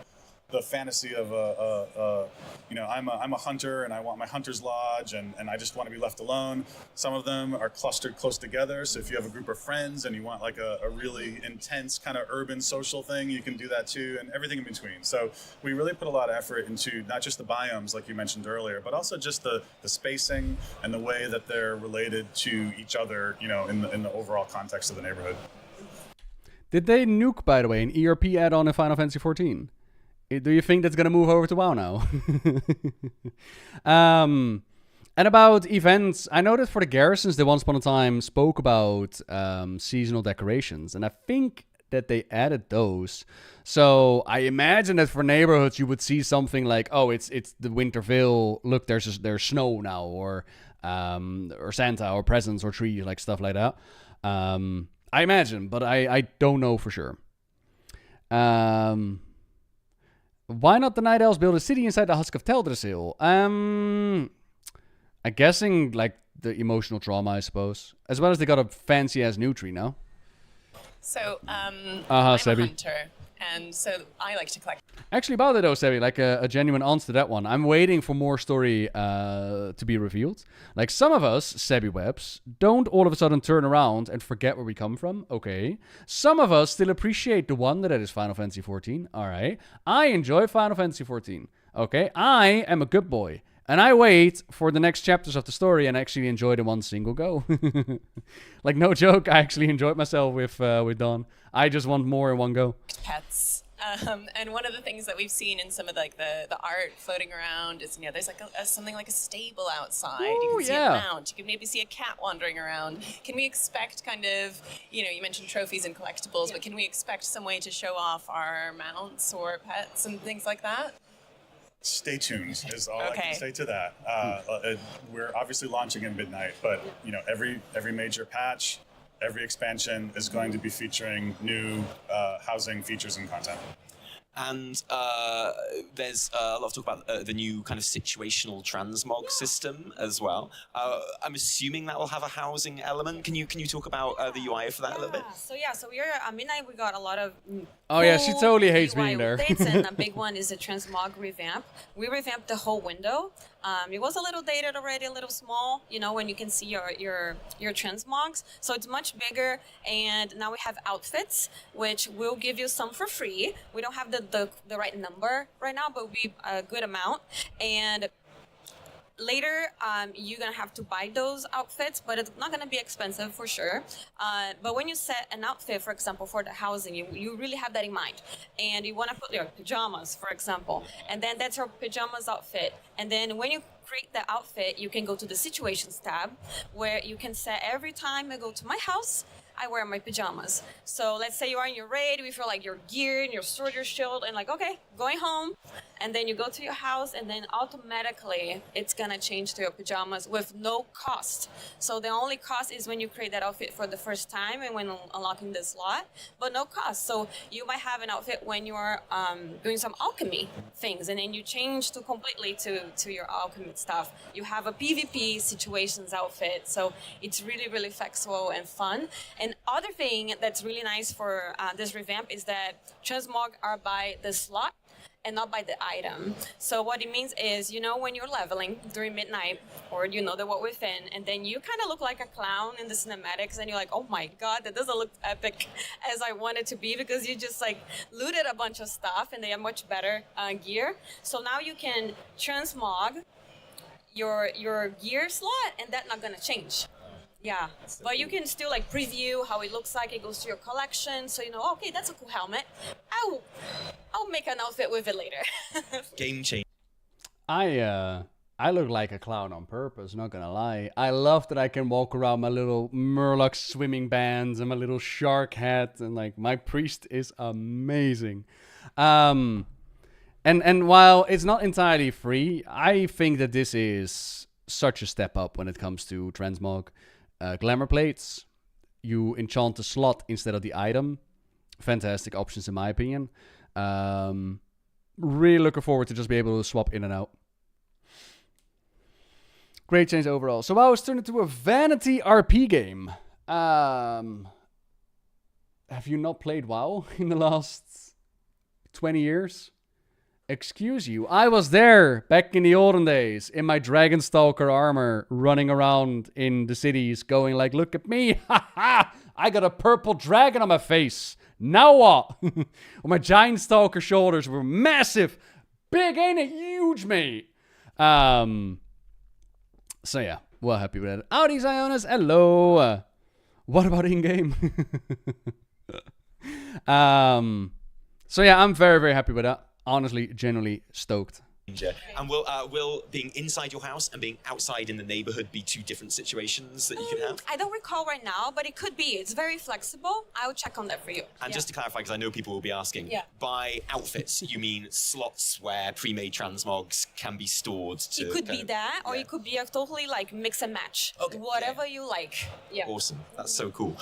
Will we be able to hearth straight to our homes using a Hearthstone? Does that take us into our home or into the neighborhood, or? Yeah, so it won't be a Hearthstone. It'll be a separate in-interface button that you can, press and use. It'll function similar to Hearthstone. I believe the current plan is that it'll take you just outside your home on your plot, but there's also going to be portals that are going to the capital cities and stuff like that. So we're trying to make it relatively convenient for people to go back and forth from their house, because that brings up a point I wanted to make sure that we discussed a little bit, is that housing does not exist as a standalone system by itself. It's tightly coupled into all the ways that players love WoW today. And so when I mentioned that, like, any time that you're getting loot, you could potentially be getting decor, that gives you a reason to go back to your neighborhood and your home, obviously.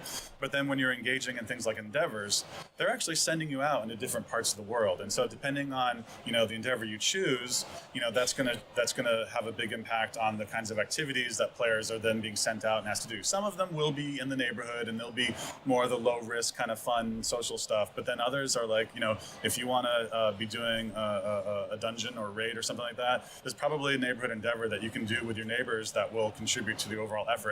And you still get all the benefits of doing that content. If I'll be... So, as an example, say I invite the Mechanomes. You would imagine that they give us a portal to Mechagon, right? Imagine if it would be relevant to what you're doing right now. Now the discussion becomes, like, okay, do we want... Oh god, we're gonna have fights over what portals people want, ain't it? Oh god, okay. There was a question earlier as well. Hang on. I don't see it now. Thoughts on Legion Remix. Sorry. I have no solid thoughts on Legion Remix, Ionis. I have not tested it on the PTR. I did see Mike go over the PTR post this morning, and it comes across as like a lot of people. Okay, because we're in the middle of this video, but real short. A lot of people think that Mob Remix is now the baseline for Remix. As in, Mr. Pandaria Remix promoted itself as going to be super duper overpowered, and that's what people are looking for in a Remix. But that is not Remix as its own. Like, Remix can be anything, right? And I have not heard to promote Legion Remix as you're going to be super duper overpowered. Yet, because Mob Remix was overpowered, people assumed that Legion Remix was going to be the same thing. But it seems like they have different design philosophies in mind when it comes to Remix. And then when it comes to Remix on its own, like when we read the post and the feedback from the PTR, to me it did read like, oh my god, they just took out all the fun things out of Mob Remix, all the things that made Remix fun, they kind of seem to have taken out. But that's just reading from one post. I've not tested a Remix myself. I've not played a single bit of it, so I can't really give you an opinion on it. Kind of jumping back and forth between my house and outdoor content. Can I, for example, queue for instances while I'm in my house? That is a great question. I don't know the answer to that, but I think it's a wonderful point you're bringing up. I believe when you are in the car mode, really decorating, your whole HUD changes to the housing UI, which is very unique for the feature. But as soon as you toggle back, all your normal UI is there, so you can totally kill normally. Amazing, amazing. Yeah. Okay, got some quick fire questions. That is actually a really good question from Avatel right there, because they mentioned that the place is instanced. So the question became like, okay, is it like actually a dungeon instanced, or is it more like garrison instanced? And it seemed to be garrison instanced. Like in the garrison, you could queue whatever the fuck you want. So it seems to be a similar thing right here. Oh, that's good to know. On just like sort of very common questions that we're hearing about the place. Is there plans for a copy paste button or something that can remember settings for an item that maybe you've resized or kind of positioned in a certain way? This is very interesting. We definitely want to improve the tools that we have now, and this is the kind of thing that we want to hear, like what you guys are expecting, or is there expectation like I wish I have this. So definitely it's like in our list. Yes. Also an undo button. 100%. Thank you. That's like number one, but like very complicated to do. But it's like in the next update, that's like the top priority. It was funny when we were in Boston. That was like literally number one feedback for everyone. Yes. Will there be the opportunity to alter music or environmental effects within the house? Again, love the thinking. We definitely want to be able to have players customize the total experience of their home. Stay tuned. Again, sorry, but we're not announcing that quite yet. Are there any? Wait, aren't there toys in the game right now, like music boxes that allow you to play like that shitty radio sound that they have for the Goblin Car? Couldn't they just take that and link it up with different background music? Ways in which our warband will be able to be visible within our homes, like, maybe not necessarily all sitting on a couch like us, but being able to play more like that, So the goal is to have the ability, your house is at the warband level. We want you to be able to see your other characters within the warband, potentially even making their own rooms. So you could have a themed room for each of your warband members. Is there any word on the minimum amount of people that you'll need to set up a charter neighborhood or a guild? Yeah, we're not announcing that yet. Mm-hmm. It is, a balance between making sure that we're being flexible for what the players want, but there's also an overhead associated with a neighborhood because they're very large, and so we don't want like a 3-person neighborhood because it takes up a lot of resources that we'd rather make sure that we're grouping people together in a way that they can be social. What are the only... Whoa. So hang on. I remember this now. There was a way on getting yourself into like a charter house, and then the question became, what if those people leave? Do you get kicked out of your house? And I don't know if they answered that one. As far as public neighborhoods go, if there is, say, an account that kind of goes dormant, someone hasn't logged in for a time, is there kind of a system in place where they might get sort of just phased out of that neighborhood and replaced with a more active player? So there's no maintenance or there's no sort of upkeep or anything that we expect players to do, but if their account is not active, we may eventually start removing houses that we know are just not coming back. But that's not something that we want players worrying about, like, oh, I need to log in to blah. Like, no, there's no upkeep, there's nothing like that. And it's actually fairly easy and low friction for players to decide if they want to move their house to a new neighborhood. So we wanted to make sure that when players spent all this effort and energy decorating their house, that they didn't feel like a sunk cost, kind of, if I move, I have to start all over again. No, you don't have to. You pack up your house and you put it down where you want it. Is there a plan to have sort of copy-paste strings, export strings that people can share with each other? I get that's a bit more complicated than hero talents, right? Again, love the thinking. We're not announcing that yet, but something that is very much on our minds.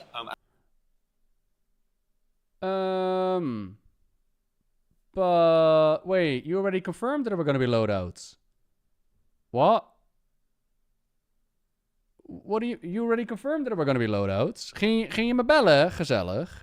Alles oké. Gezellig, man. Yeah, like, I'm trying to remember where they confirmed it, but they have most definitely confirmed that there were going to be loadouts. I'm just trying to remember.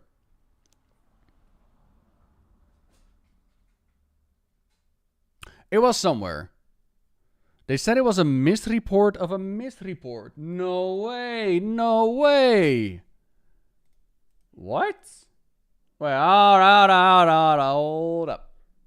Oh yeah, with Annie. That's what it was. But that was wrong info, apparently. Oh, no way. Oh, man.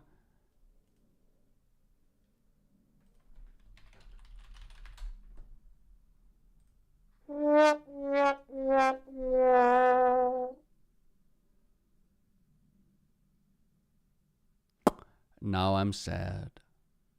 There goes my dream of being able to have people decorate my house for me and copy strings and all that. Maybe one day. They didn't say never, they just said not now. All right.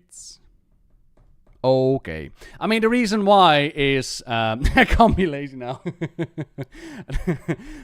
Look, it's not just about being lazy, okay?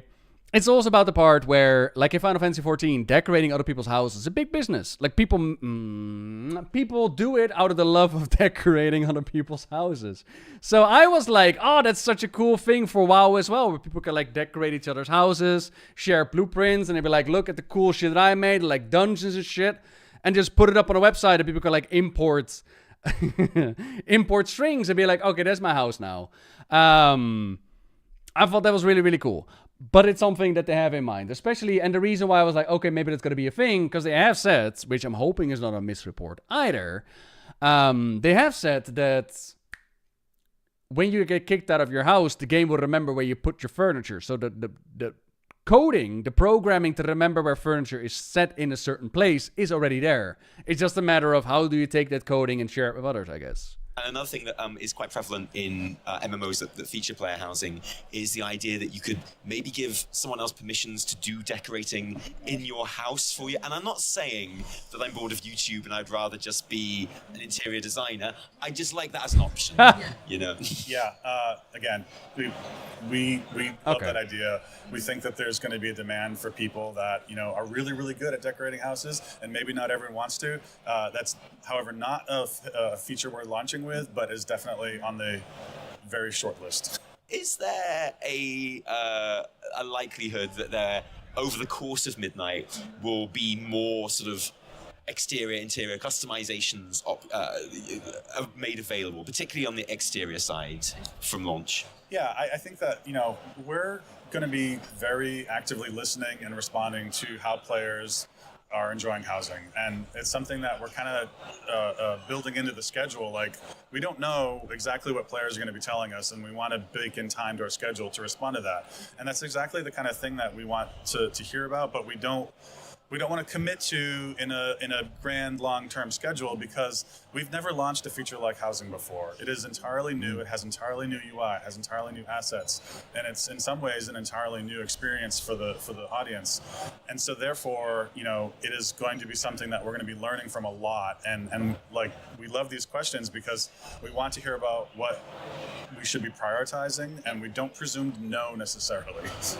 Oh, well, I'm really glad we could share these with you. And thank you so much, guys, for your time thank you. and for answering our questions today, for your expertise. I feel like player housing is a growing, ever-evolving project. Absolutely. And it's really, really exciting to be here with it at this stage. So thank you so much. Thank you so much from us. And see you guys next time. Bye. Until next time. Right, if you can all do me a really, really solid, make sure to go to the video and leave like a lovely comment for them, or a like, because we are, sharing the views. Thank you so much. So much. Thank you so much. That way they still get the algorithm, because YouTube loves comments and all that. You stopped your sub for Project Epoch. Oh no. All of a sudden, YouTube started to recommend me these fucking cop videos as well. YouTube algorithm did a change again. All of a sudden, my video algorithm is different. I still get the Star Wars musical, though, so that's nice. Also, this video right here, banger. You want to know what Midnight is going to drop? Bam. Gotcha. Gotcha. This key art, by the way, is fucking sexy. Right, so player housing.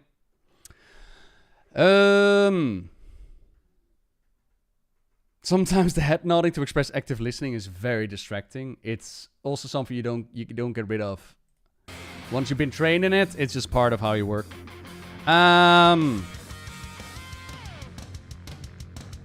Play private servers, Blizzard is dead. Oh really? Huh. You watched that channel? Nah. I mean, it was up in my recommended all of a sudden. But yeah, player housing. I mean, I'm okay. They can send me to Fiamma's videos. That's right. I'll click on all of them. What are they gonna say? The demos that they showed us on the WoW website for player housing look sick. And then at Gamescom, instead of broadcasting the actual show, they just constantly had like player housing on there. And eventually I was like, okay, I have seen enough other people play player housing now. I'm just gonna stop watching because I'm gonna overdose on this. But the way it looks, the way the power is in game, the way you can do what you can do is awesome. As I mentioned before, I would love for them to take this system and go further and give us the power to make our own dungeons. I think that would be sick. But time is going to tell how that's going to evolve. Like, this is the first iteration. As I mentioned, this is the first time that they're going to add player housing to War Within. And I was surprised enough as it is at the beginning to even hear them say, like, hey, we're going to do player housing. After Garrisons, I thought, no way, no how, they're never going to go there again. But here they are, going at it again. I hope it's going to work out. I really do. What they sound on paper and what I've heard from people that have tested it and shown it, it sounds awesome. I'm curious about it. My Vault Funky was an astral antenna, so I'm well happy. I am well happy. This antenna has a chance to detect and draw ambient arcane energy, granting critical strike. Woo! So I'm well happy about it. This was a whopper of an upgrade. So, yep, 4-piece, sexy trinkets. Solid. How is it on your end? I got antenna.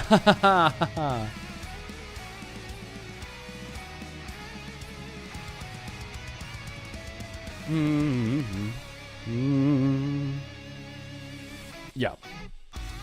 I want to have just the tiniest of pokes at Kaivessa double question mark. I just need to see what she's like, okay? I just need to know. Hey, let me in. She's horrific. Can't be that bad.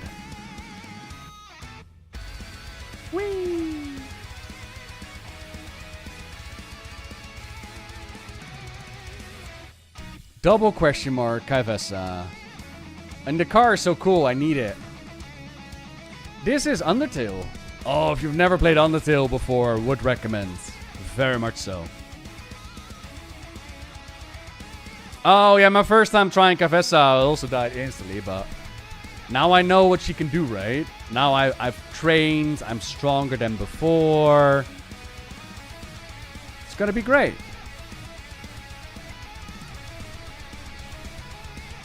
Adios! Hello!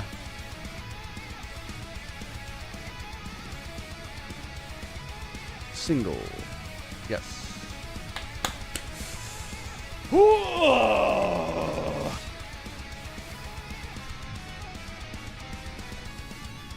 Kaivesa. Oh, let's also check out Brand's Curios, because he got a couple of more.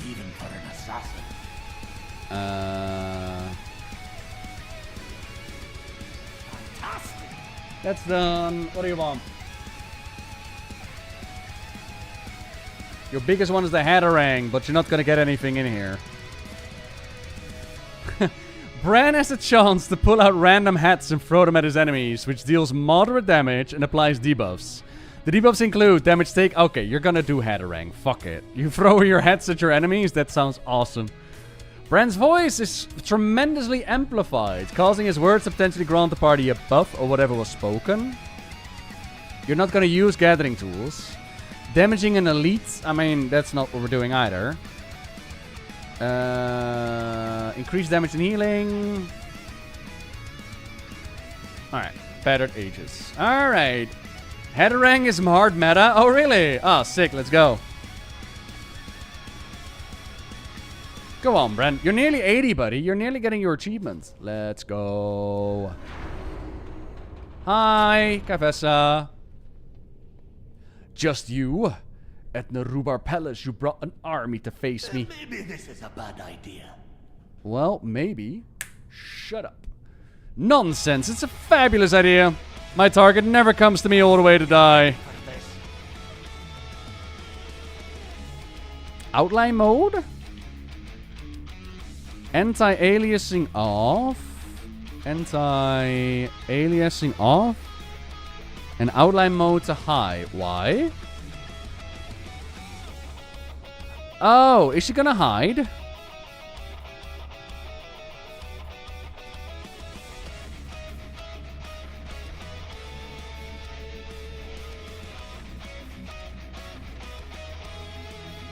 She is slippery. All right.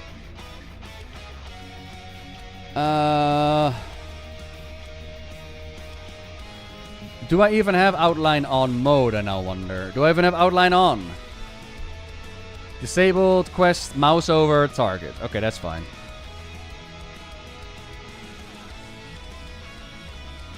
Outline mode is on high already. Okay, we should be okay with that. Alright, cool. So it's just the anti-aliasing, but that's alright. Alright. I'm ready to die in 1 second. Let's go! Oh, God. Okay. Oh, my God! Do ya? Do ya? You're standing in a pool, Bran. Whee! I forgot that that's what they do. Fuck, I forgot about that. I know I can do better than that as well, Bran. I know. Don't worry about it.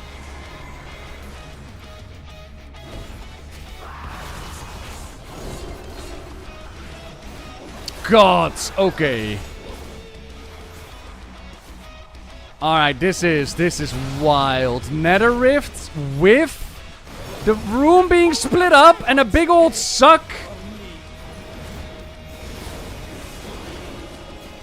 Okay. Oh my god. 1, 2, 3, 4, 5, 6. Oh god. We've done 3%. Holy shit. Nope. Nope. Oh my god. Absolutely not.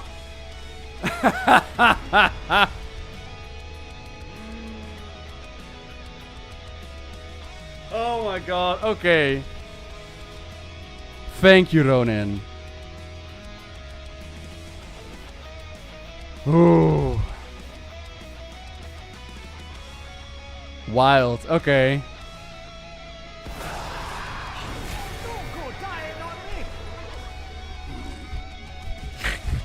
How quick are her daggers? Excuse me.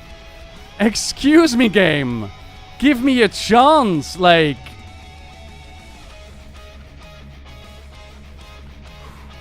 Again.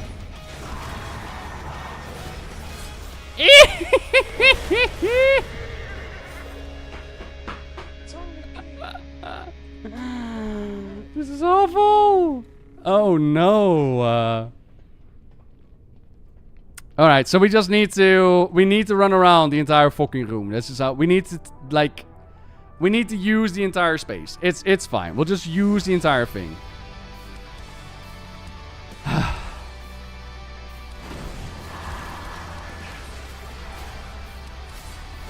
I can't because she actually blocked me. Ew. But Bran, why? Oh, bro.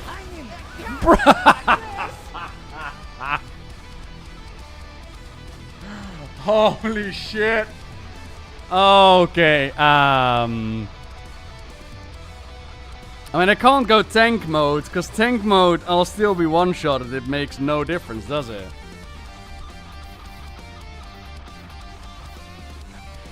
Let's find out.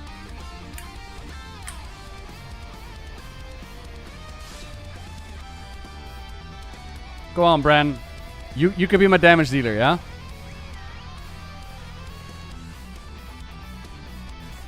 Let's go, buddy.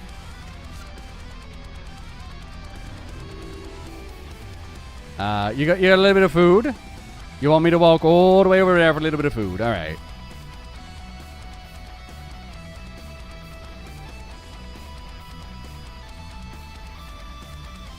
Okay. And you all thought that the Under Kingpin was bad.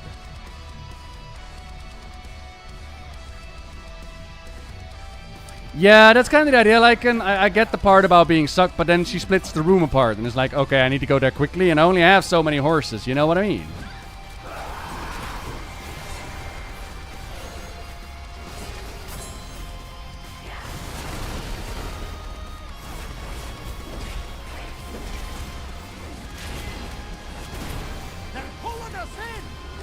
I knew!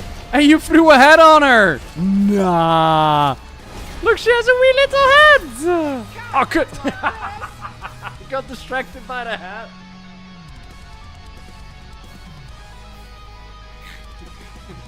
That's not fair. Okay. Alright, so those stupid shadows still kill me. I get it. I just wanted to see if I could survive, you know?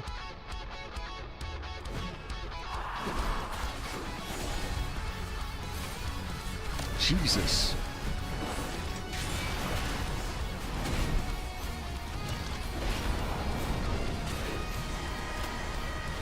They're pulling us in.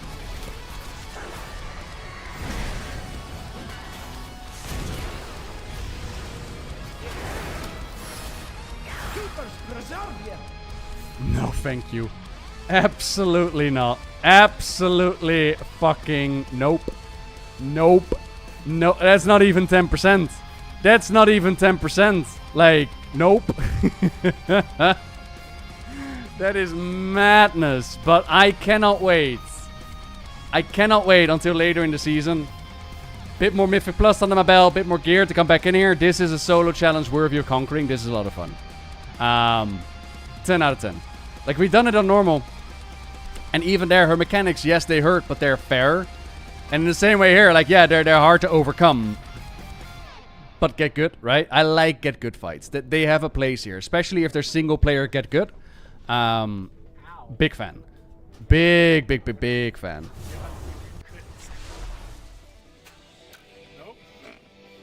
That's why they hide her behind a curtain.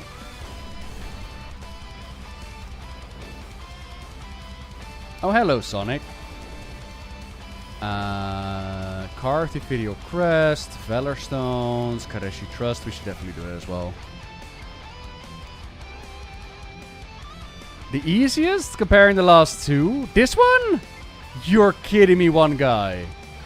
Alright. Did you do it on a range class or did you do a melee? Because the other ones, like the first one was made for my paladin. That bug was my bitch. I made them my bitch. My abilities were purely designed to outperform the bug. And then the goblin, I really liked the goblin. Not the first iteration. The first iteration was broken. But eventually with the goblin they fixed like the red lines would actually disappear if you killed the ads, right? And then it was just a matter of the bombs. Now the issue with the bombs is that they didn't make the floor even. So sometimes the bombs would get stuck on the floor. Yeah, it was a bit ass, but it was to overcome, right? You just get good and you got it. This one though, I don't know. I don't see myself doing this one anytime soon. But we'll see. We'll see where the road's gonna. I could imagine myself fighting her for like 20 minutes, right? And just missing one of those copies and get one-shotted. I don't think my heart could take it.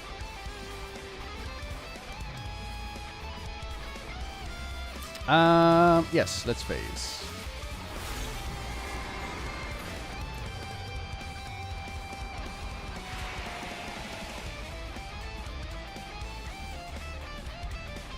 Change to some water abilities to no longer clear the dot. Oof. Single button is your best friend. Is it? Yeah. Single button Kaivesa. I mean, I can do my rotation just fine. I don't need to look at the buttons in order to be like, okay, this is how I press my my thingamajig. How are warlocks with one button, by the way? Are they performing well? Because I remember how upsetty people were with the one button, but I've not seen a single Mythic Raider use the one button in the race.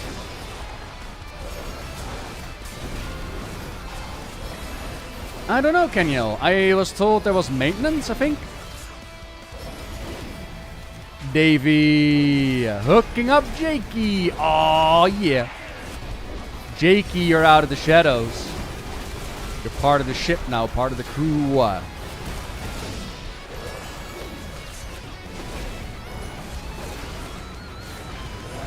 Some of the lock specs are the lowest DPS loss of all the classes on the one button. Interesting.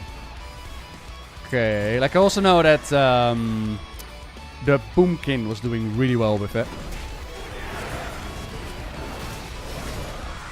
Oh, that 100% funky. Yeah. Nah, but more in the direction, Vux, of, oh my god, this button is too powerful. And I'm like, I don't know. Bears! Aw, thank you very much for the raid. Thank you coming over. Enjoy your stay.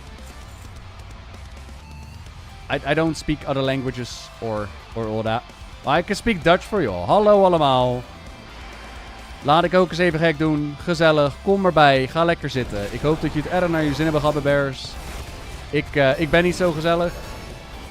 Ik zeik meer over de lore. Maar dat is niet mijn schuld. Weet je, dat komt door de chat. Die vragen dan vragen. En dan kom ik uit op onderwerpen dat we gewoon heel erg gepassioneerd raken over sommige dingen. Maar dat is oké. Weet je, dat is hartstikke gezellig. Can I do this? I can. Bears, how do I type you? With an underscore. There we go. Ladies and gentlemen, if you don't know Bears Adventures yet, and you're just looking for a cozy place to hang out, where all kinds of shenanigans can happen on a dime instantly, and just incredibly kind, go check out Bears Adventure. What have you been up to today, Bears? Do we know what happened to Iridicron? Yes, Iridicron warned Viranov like, hey, listen, right, I work with Zolotov, but only for the Titans. I'll be back when the Titans are back.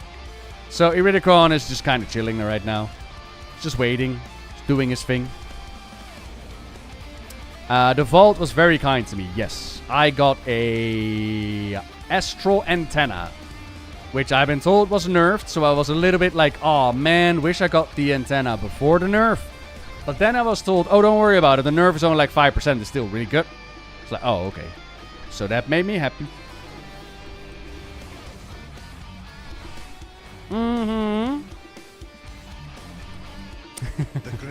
But it sounds good though, doesn't it, Enos? Hey yo, dragon. Nobody's finding a dragon.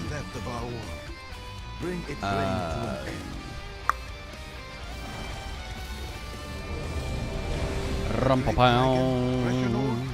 Tears freely in and out of untethered space, devouring all that is left of our order.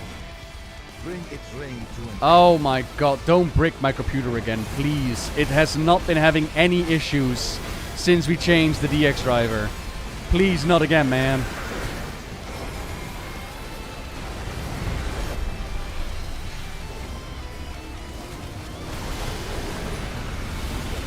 Good.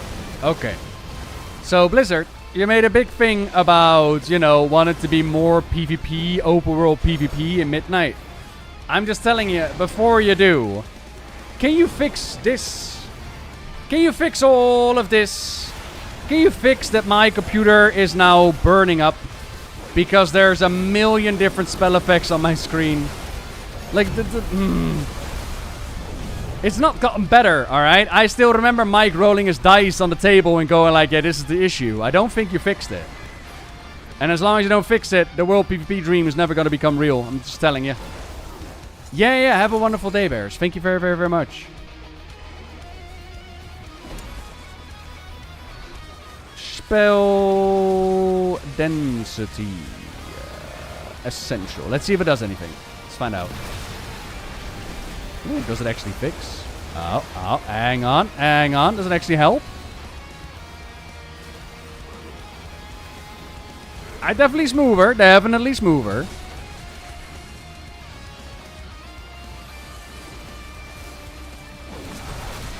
I think I'm supposed to phase. I just don't know how.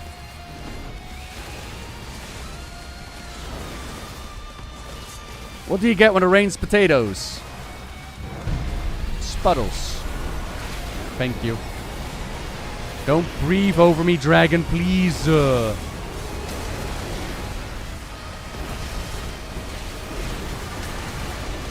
Yeah, definitely improved. Not great, but definitely improved. Thank you.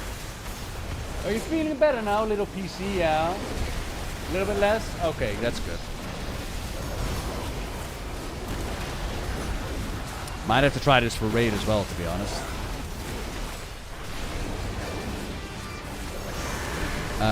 Ariuki. Sorry for the Discord ping mayhem. You don't say sorry. I mean, to be fair, pinging on Discord just in general, Yuki, is irking me. Does anybody know if you can do this? So, I know that I can turn off notifications on Discord. Like, it will no longer actually ping when I get pinged. But Discord will still have, like, the little red one on Discord whenever I get, like, a notification. Is there any way of turning that off? Or is it just like, nah, that's your life. That's what you gotta deal with. It's not. Alright. It's fucking ass. Ari Flaming. Hello. That's just life. Alright. Well, that sucks ass. Yeah, that's just notifications though, Ronan. Like, you'll still get like a 1 on your Discord in the lower bar.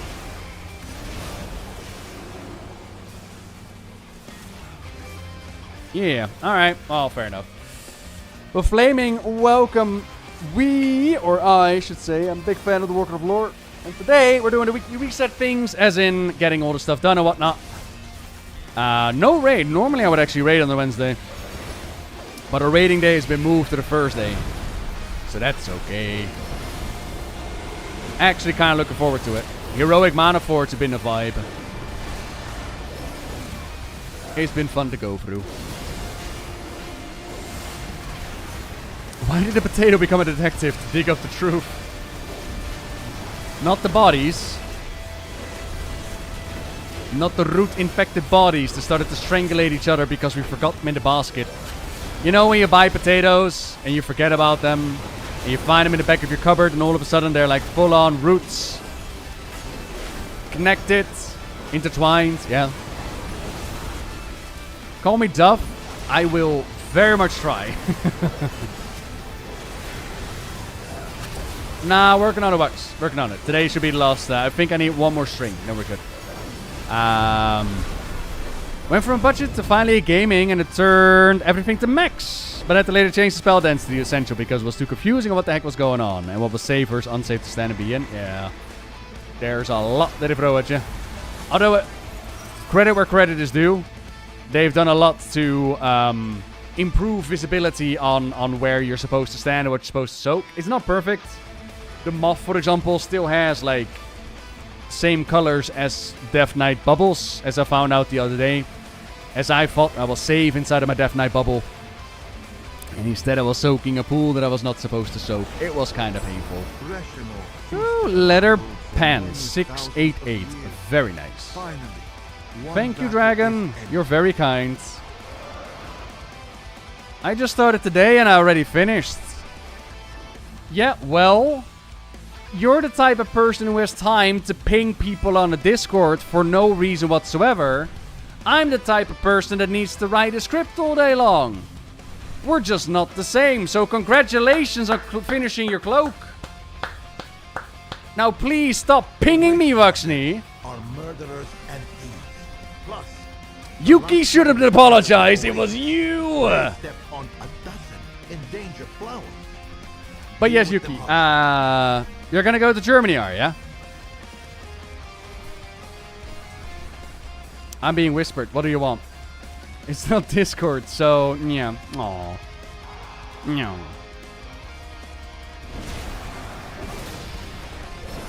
What do you want? Special assignment. Enter phase diving and talk to Nobbel. Can do.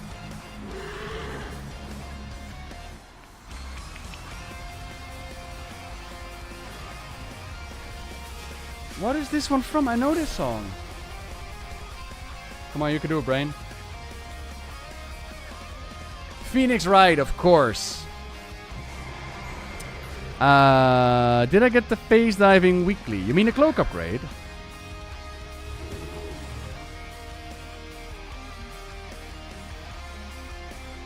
Now what? Now what are you gonna do? Now what? That's right, nothing. The quest. What quest is that? FanFest is a blast? Hell yeah. There is a diving quest. I don't know what the diving quest is. What quests? Is it more than just the phase? I got that one. I'm guessing we're talking about this one, yeah? Yeah, I got that one. Yeah, we're good. We're good. Talk to Naval. Oh, Naval, I need to have words with you.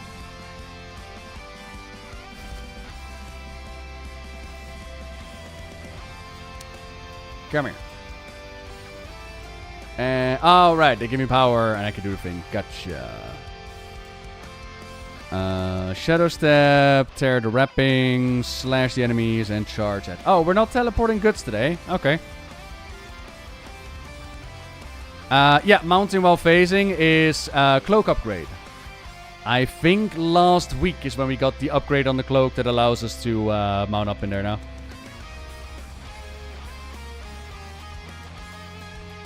Meeting people, drinking, seeing stuff, drinking, eating stuff, more drinking. Damn right. Yeah, I saw stuff flying by about Final Fantasy with the add-on community. Apparently too many people were spilling the beans, so they had to take action. And now I saw a petition where they were like, please allow us to use add-ons in Final Fantasy. And I'm like, you can use add-ons in Final Fantasy, just shut up about it.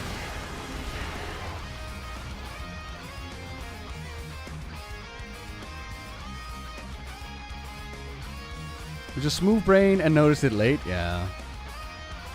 Well, it's the same with teleporting with these pedals. Not a lot of people actually realize you can click on this and you can teleport all across the planet. So. They review bombed it because they can't abuse TOS anymore? Yeah.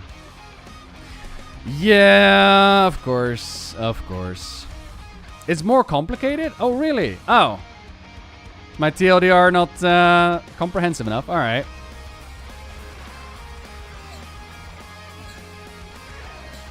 What is this?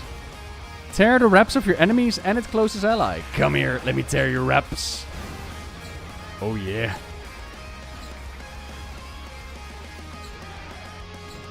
What a weird little sound effect, but okay.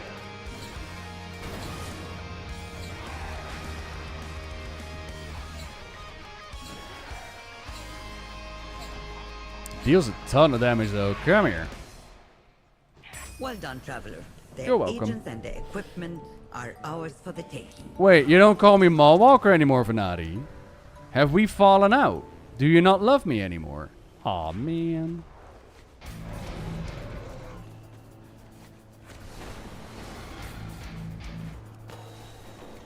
I was the chosen one once upon a time. And now she no longer loves me enough. It's when I've been naughty.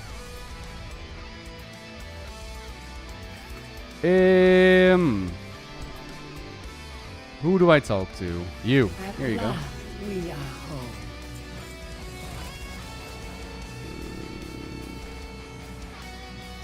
How do I get these bad boys?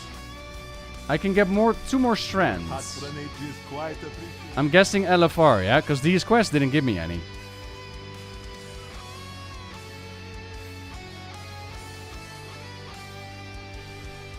It would make me happy if the open world gave us more open world PvP objectives to achieve. Specifically, solo objectives aren't relevant, reliant on how good your puck team is. Maybe try for a bit. Dells, Dungeons, LFR. Okay, I'll hit those then. Alright. Curious to know, why is Zelotov was sort of scared of Venati? Something out of the maw. Is it the dominance? Is it the undeadness? You made some of Empty Night, my nice legendary. Hey, felt so good listening to your stories containing WoW. My pleasure, Uncommon. For those curious, by the way, I've gotten a... Let me do a bit of a promo thingy. So, up on... Let me add a page for this. Thank you for that. Up on my Twitter. I pinned it at the top of my profile. But...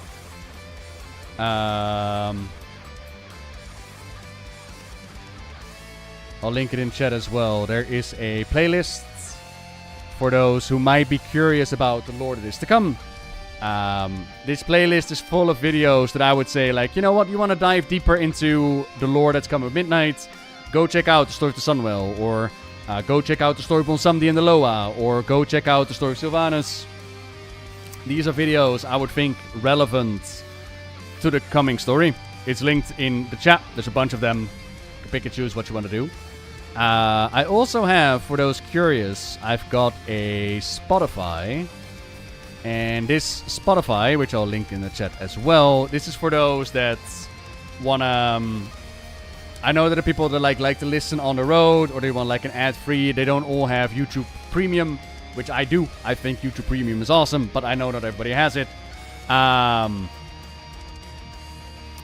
So the Spotify list is there for you know, on the road and whatnot. They're older audio files of videos that I've done. More to be added, but for now, these are the ones. Leodrin, oh, I've done some. Leodrin needs to be updated, to be honest. Leodrin is very, very old. Now, I think with the Sunwell, we done a good one. Now, we knew, of course, from Gamescom presentation that Sunwell... from Medson's presentation that the Sunwell was going to be playing a part. Leodrin deserves a bit more attention there. Good story, though. Do you think we'll get any more Bonsumdi? I really hope so. Like, if we're dealing with Amani, and maybe, like, the worship of the Amani with the Loa, there's definitely potential for Vol'jin to come back in. And if there's potential for... for Bonsumdi to come back in. And if there's potential for Bonsumdi to come back in, there's a potential for Vol'jin to come back in. Like, we're gonna deal with the Loa. It's just a matter of, okay, how do they want to play it? How do they want to do it? I hope so. That's also why I put in, like, at the bottom of the list, there is the Night Fae campaign, Chapter 7. If you're wondering, like, what are you talking about, Vol'jin's return with the Loa? They explained in the Night Fae campaign what happened to Vol'jin's spirit. And it's actually really cool. And I'm kind of hoping that he's going to make a return. So it's in the playlist for those that are curious. It was an add-on that synced up your modded character with other add-on users. You could change animations, gear, and even character design. Lots of degenerate stuff. You simply had to mention that you used the add-on. Okay. More Zul'jin. Don't give him an Arthas anima moment. Zul'jin? Didn't Zul'jin show up in the Shadowlands? Wasn't he like... No, he wasn't hanging above the Bonsumdi thing. That was... Vol'jin's buddy... Zunzil.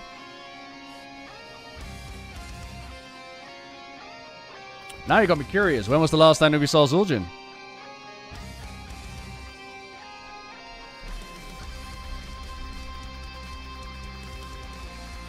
Shadowlands. There's gossip of Zul'jin in the Shadowlands. What are you here for? Can't see I got nothing left. The elves stole my people's land. They stole my eye and my life. Everybody else want to take from us, but we never give up. We never forget. One day soon, you're going to be the one that loses everything. And then to Blood Elves and Void Elves, he says, you come here to gloat? Your kind stole my people's lands. Then they stole my eye and my life. Everybody always want to take from us, but we never give up. We never forget. One day soon, you're going to be the ones who lose everything. Zul'jin Shadowlands. Show me a picture. He was just floating around? Oh, you can find a Revendrev. Oh. Oh, Zul'jin went Revendrev. Lady Vush, Maldraxxus. Zul'jin, Revendrev. Yo, justice for my boy Zul'jin, man.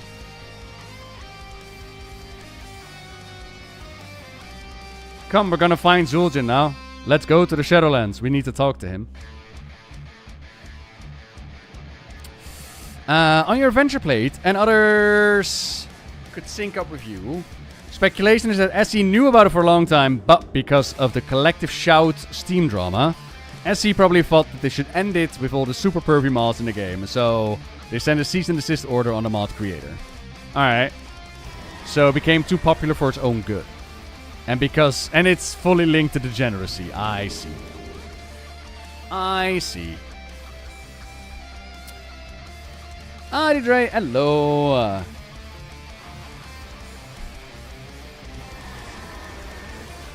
I guess I was just better. Yeah. I mean, she has the best reply to Killfuss. When he asked her, like, why didn't you go to Revendrev? She's like, yeah, some of us are just better, Kill. It's not my fault.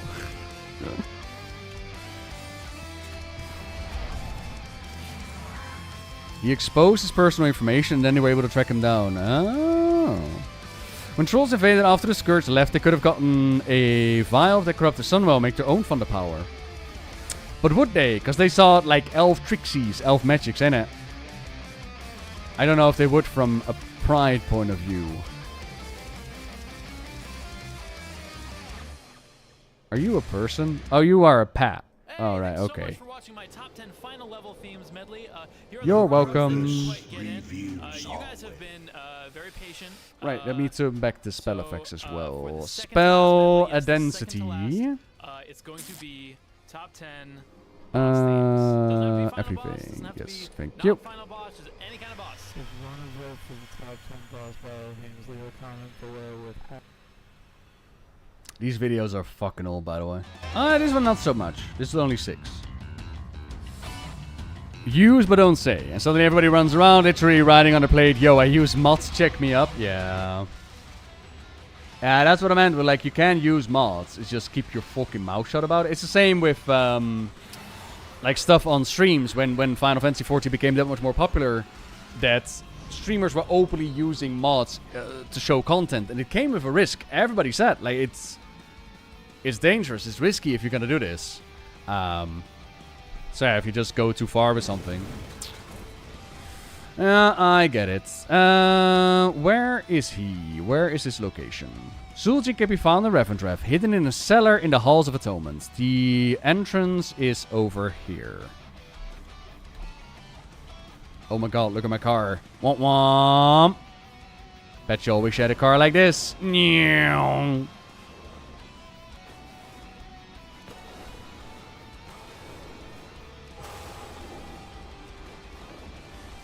You finished the meta? I need to get in on the meta. I need to get 1,000 achievement points from somewhere. And, like, if I would get... There are these raid meta achievements, right?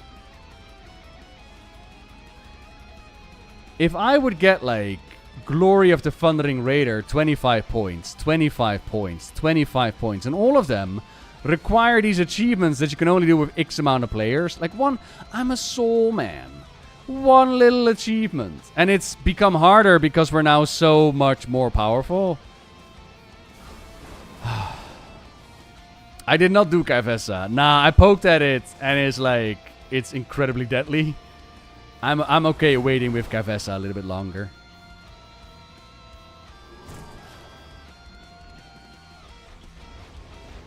Emeris, hello. Okay, hang on. Cellar entrance hidden under the carpet. What?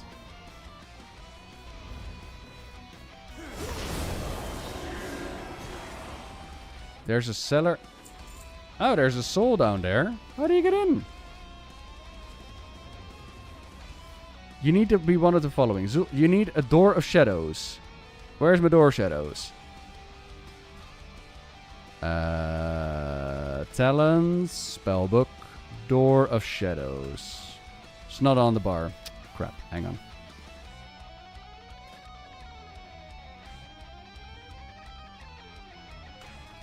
Okay, and then... Ah, no way! You go there. Ah, fuck, I did it wrong.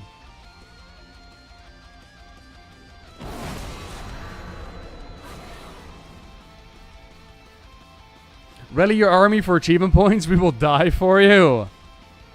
And we could set something up at some point. Just because Fiamma said, like, don't do it. Maybe. Var steals water, fun times with Maldraxxus, Zul'jin defending his land, stuck in some corner Revendrev. Nuh-uh, nope, yeah, 100%. I got like 10,000 points to go before I get even near you. That's alright. I'll get there one day. I'm in no rush, I got time. Is there a clickable rose nearby? Ooh,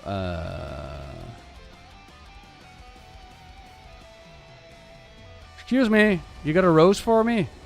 You're abusing that soul, stop it. Aren't we all, buddy? Aren't we all? Okay, so, click. Why am I doing it wrong?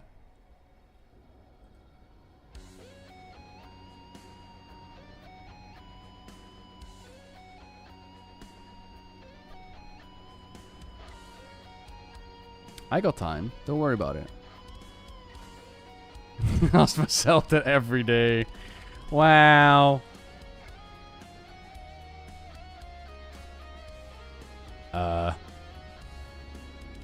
Wait. Where did you put my mushroom chair? Mushroom chair? Mushroom chair! I know you're down there. I can see it on the fucking thingamajig.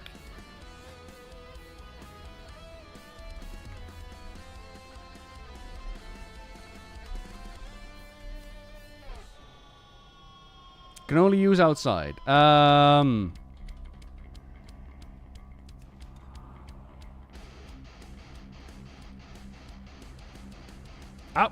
Ah. I saw it. Boop.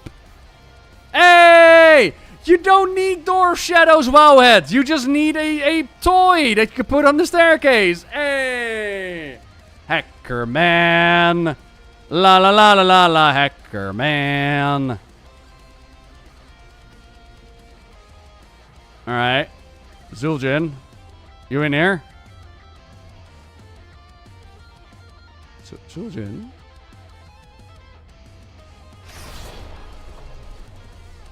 You're a fugitive soul. Hey! Ruffle soul! I have never been here before.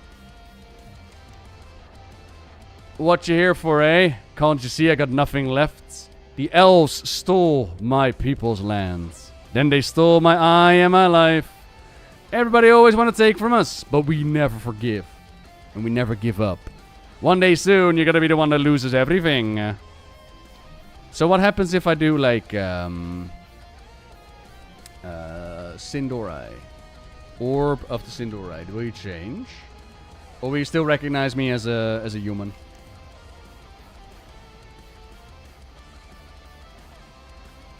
Nah. Still recognize me as a human. That's cool though. I had no idea.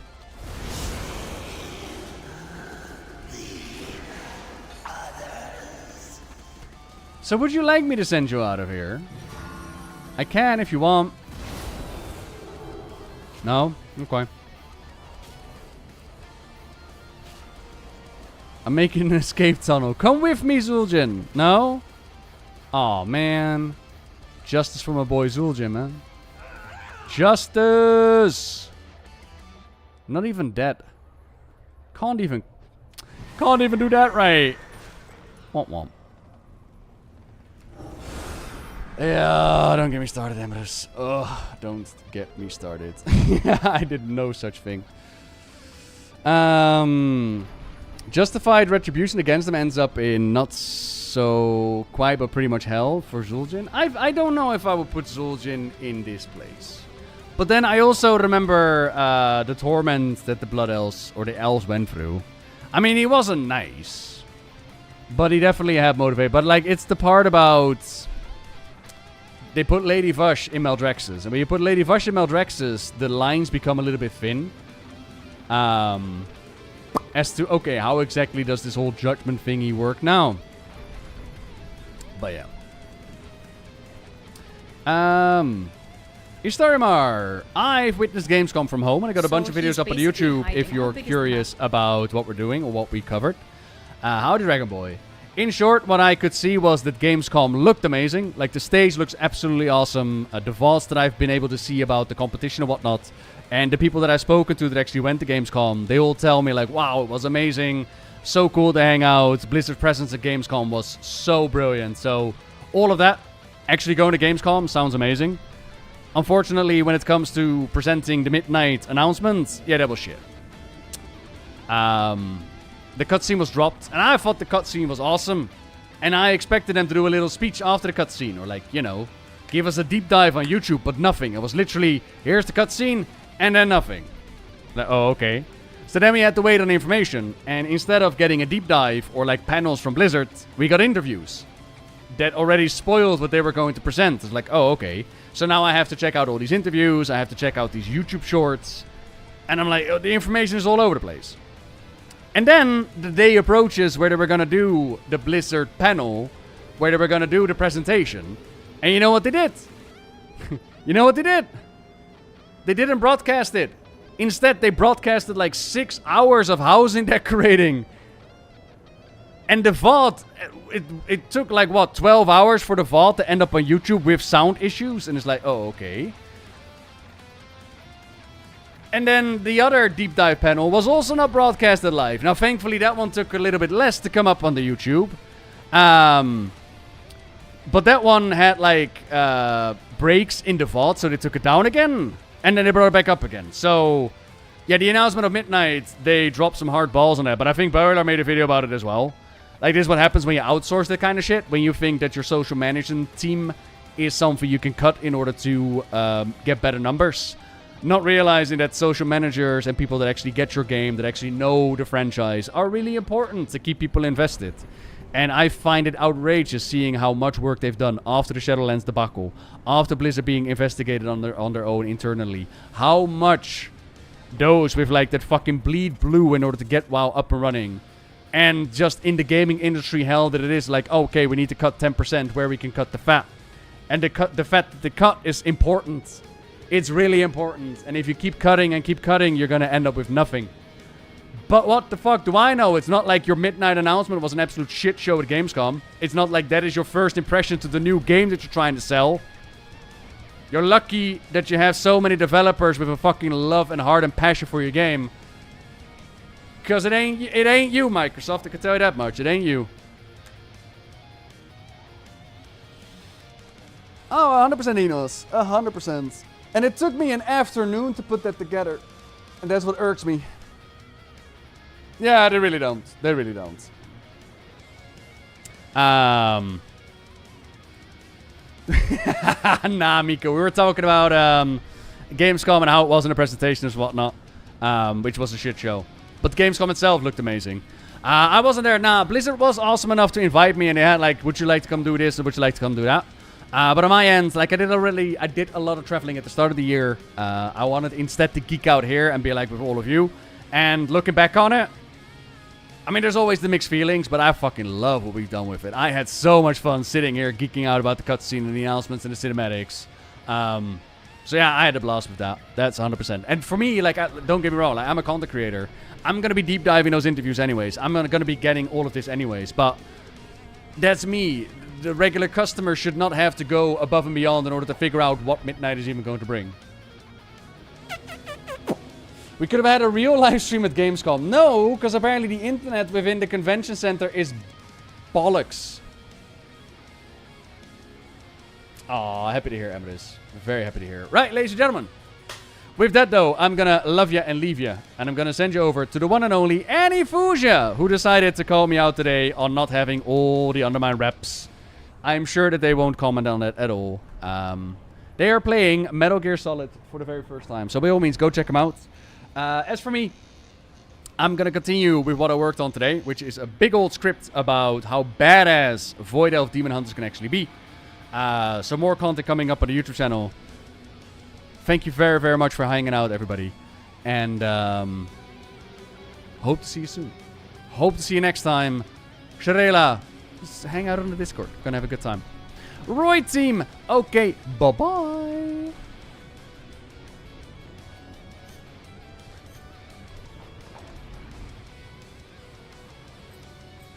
Maybe the circles are all the places where he could be hanging. Nobbel, thank you so much for the raid. Snake, you've been caught in a snare trap. Thank you so much for the raid and welcome. Use the action button to cut the rope and escape from the trap. Hurry before he finds you. Okay. X.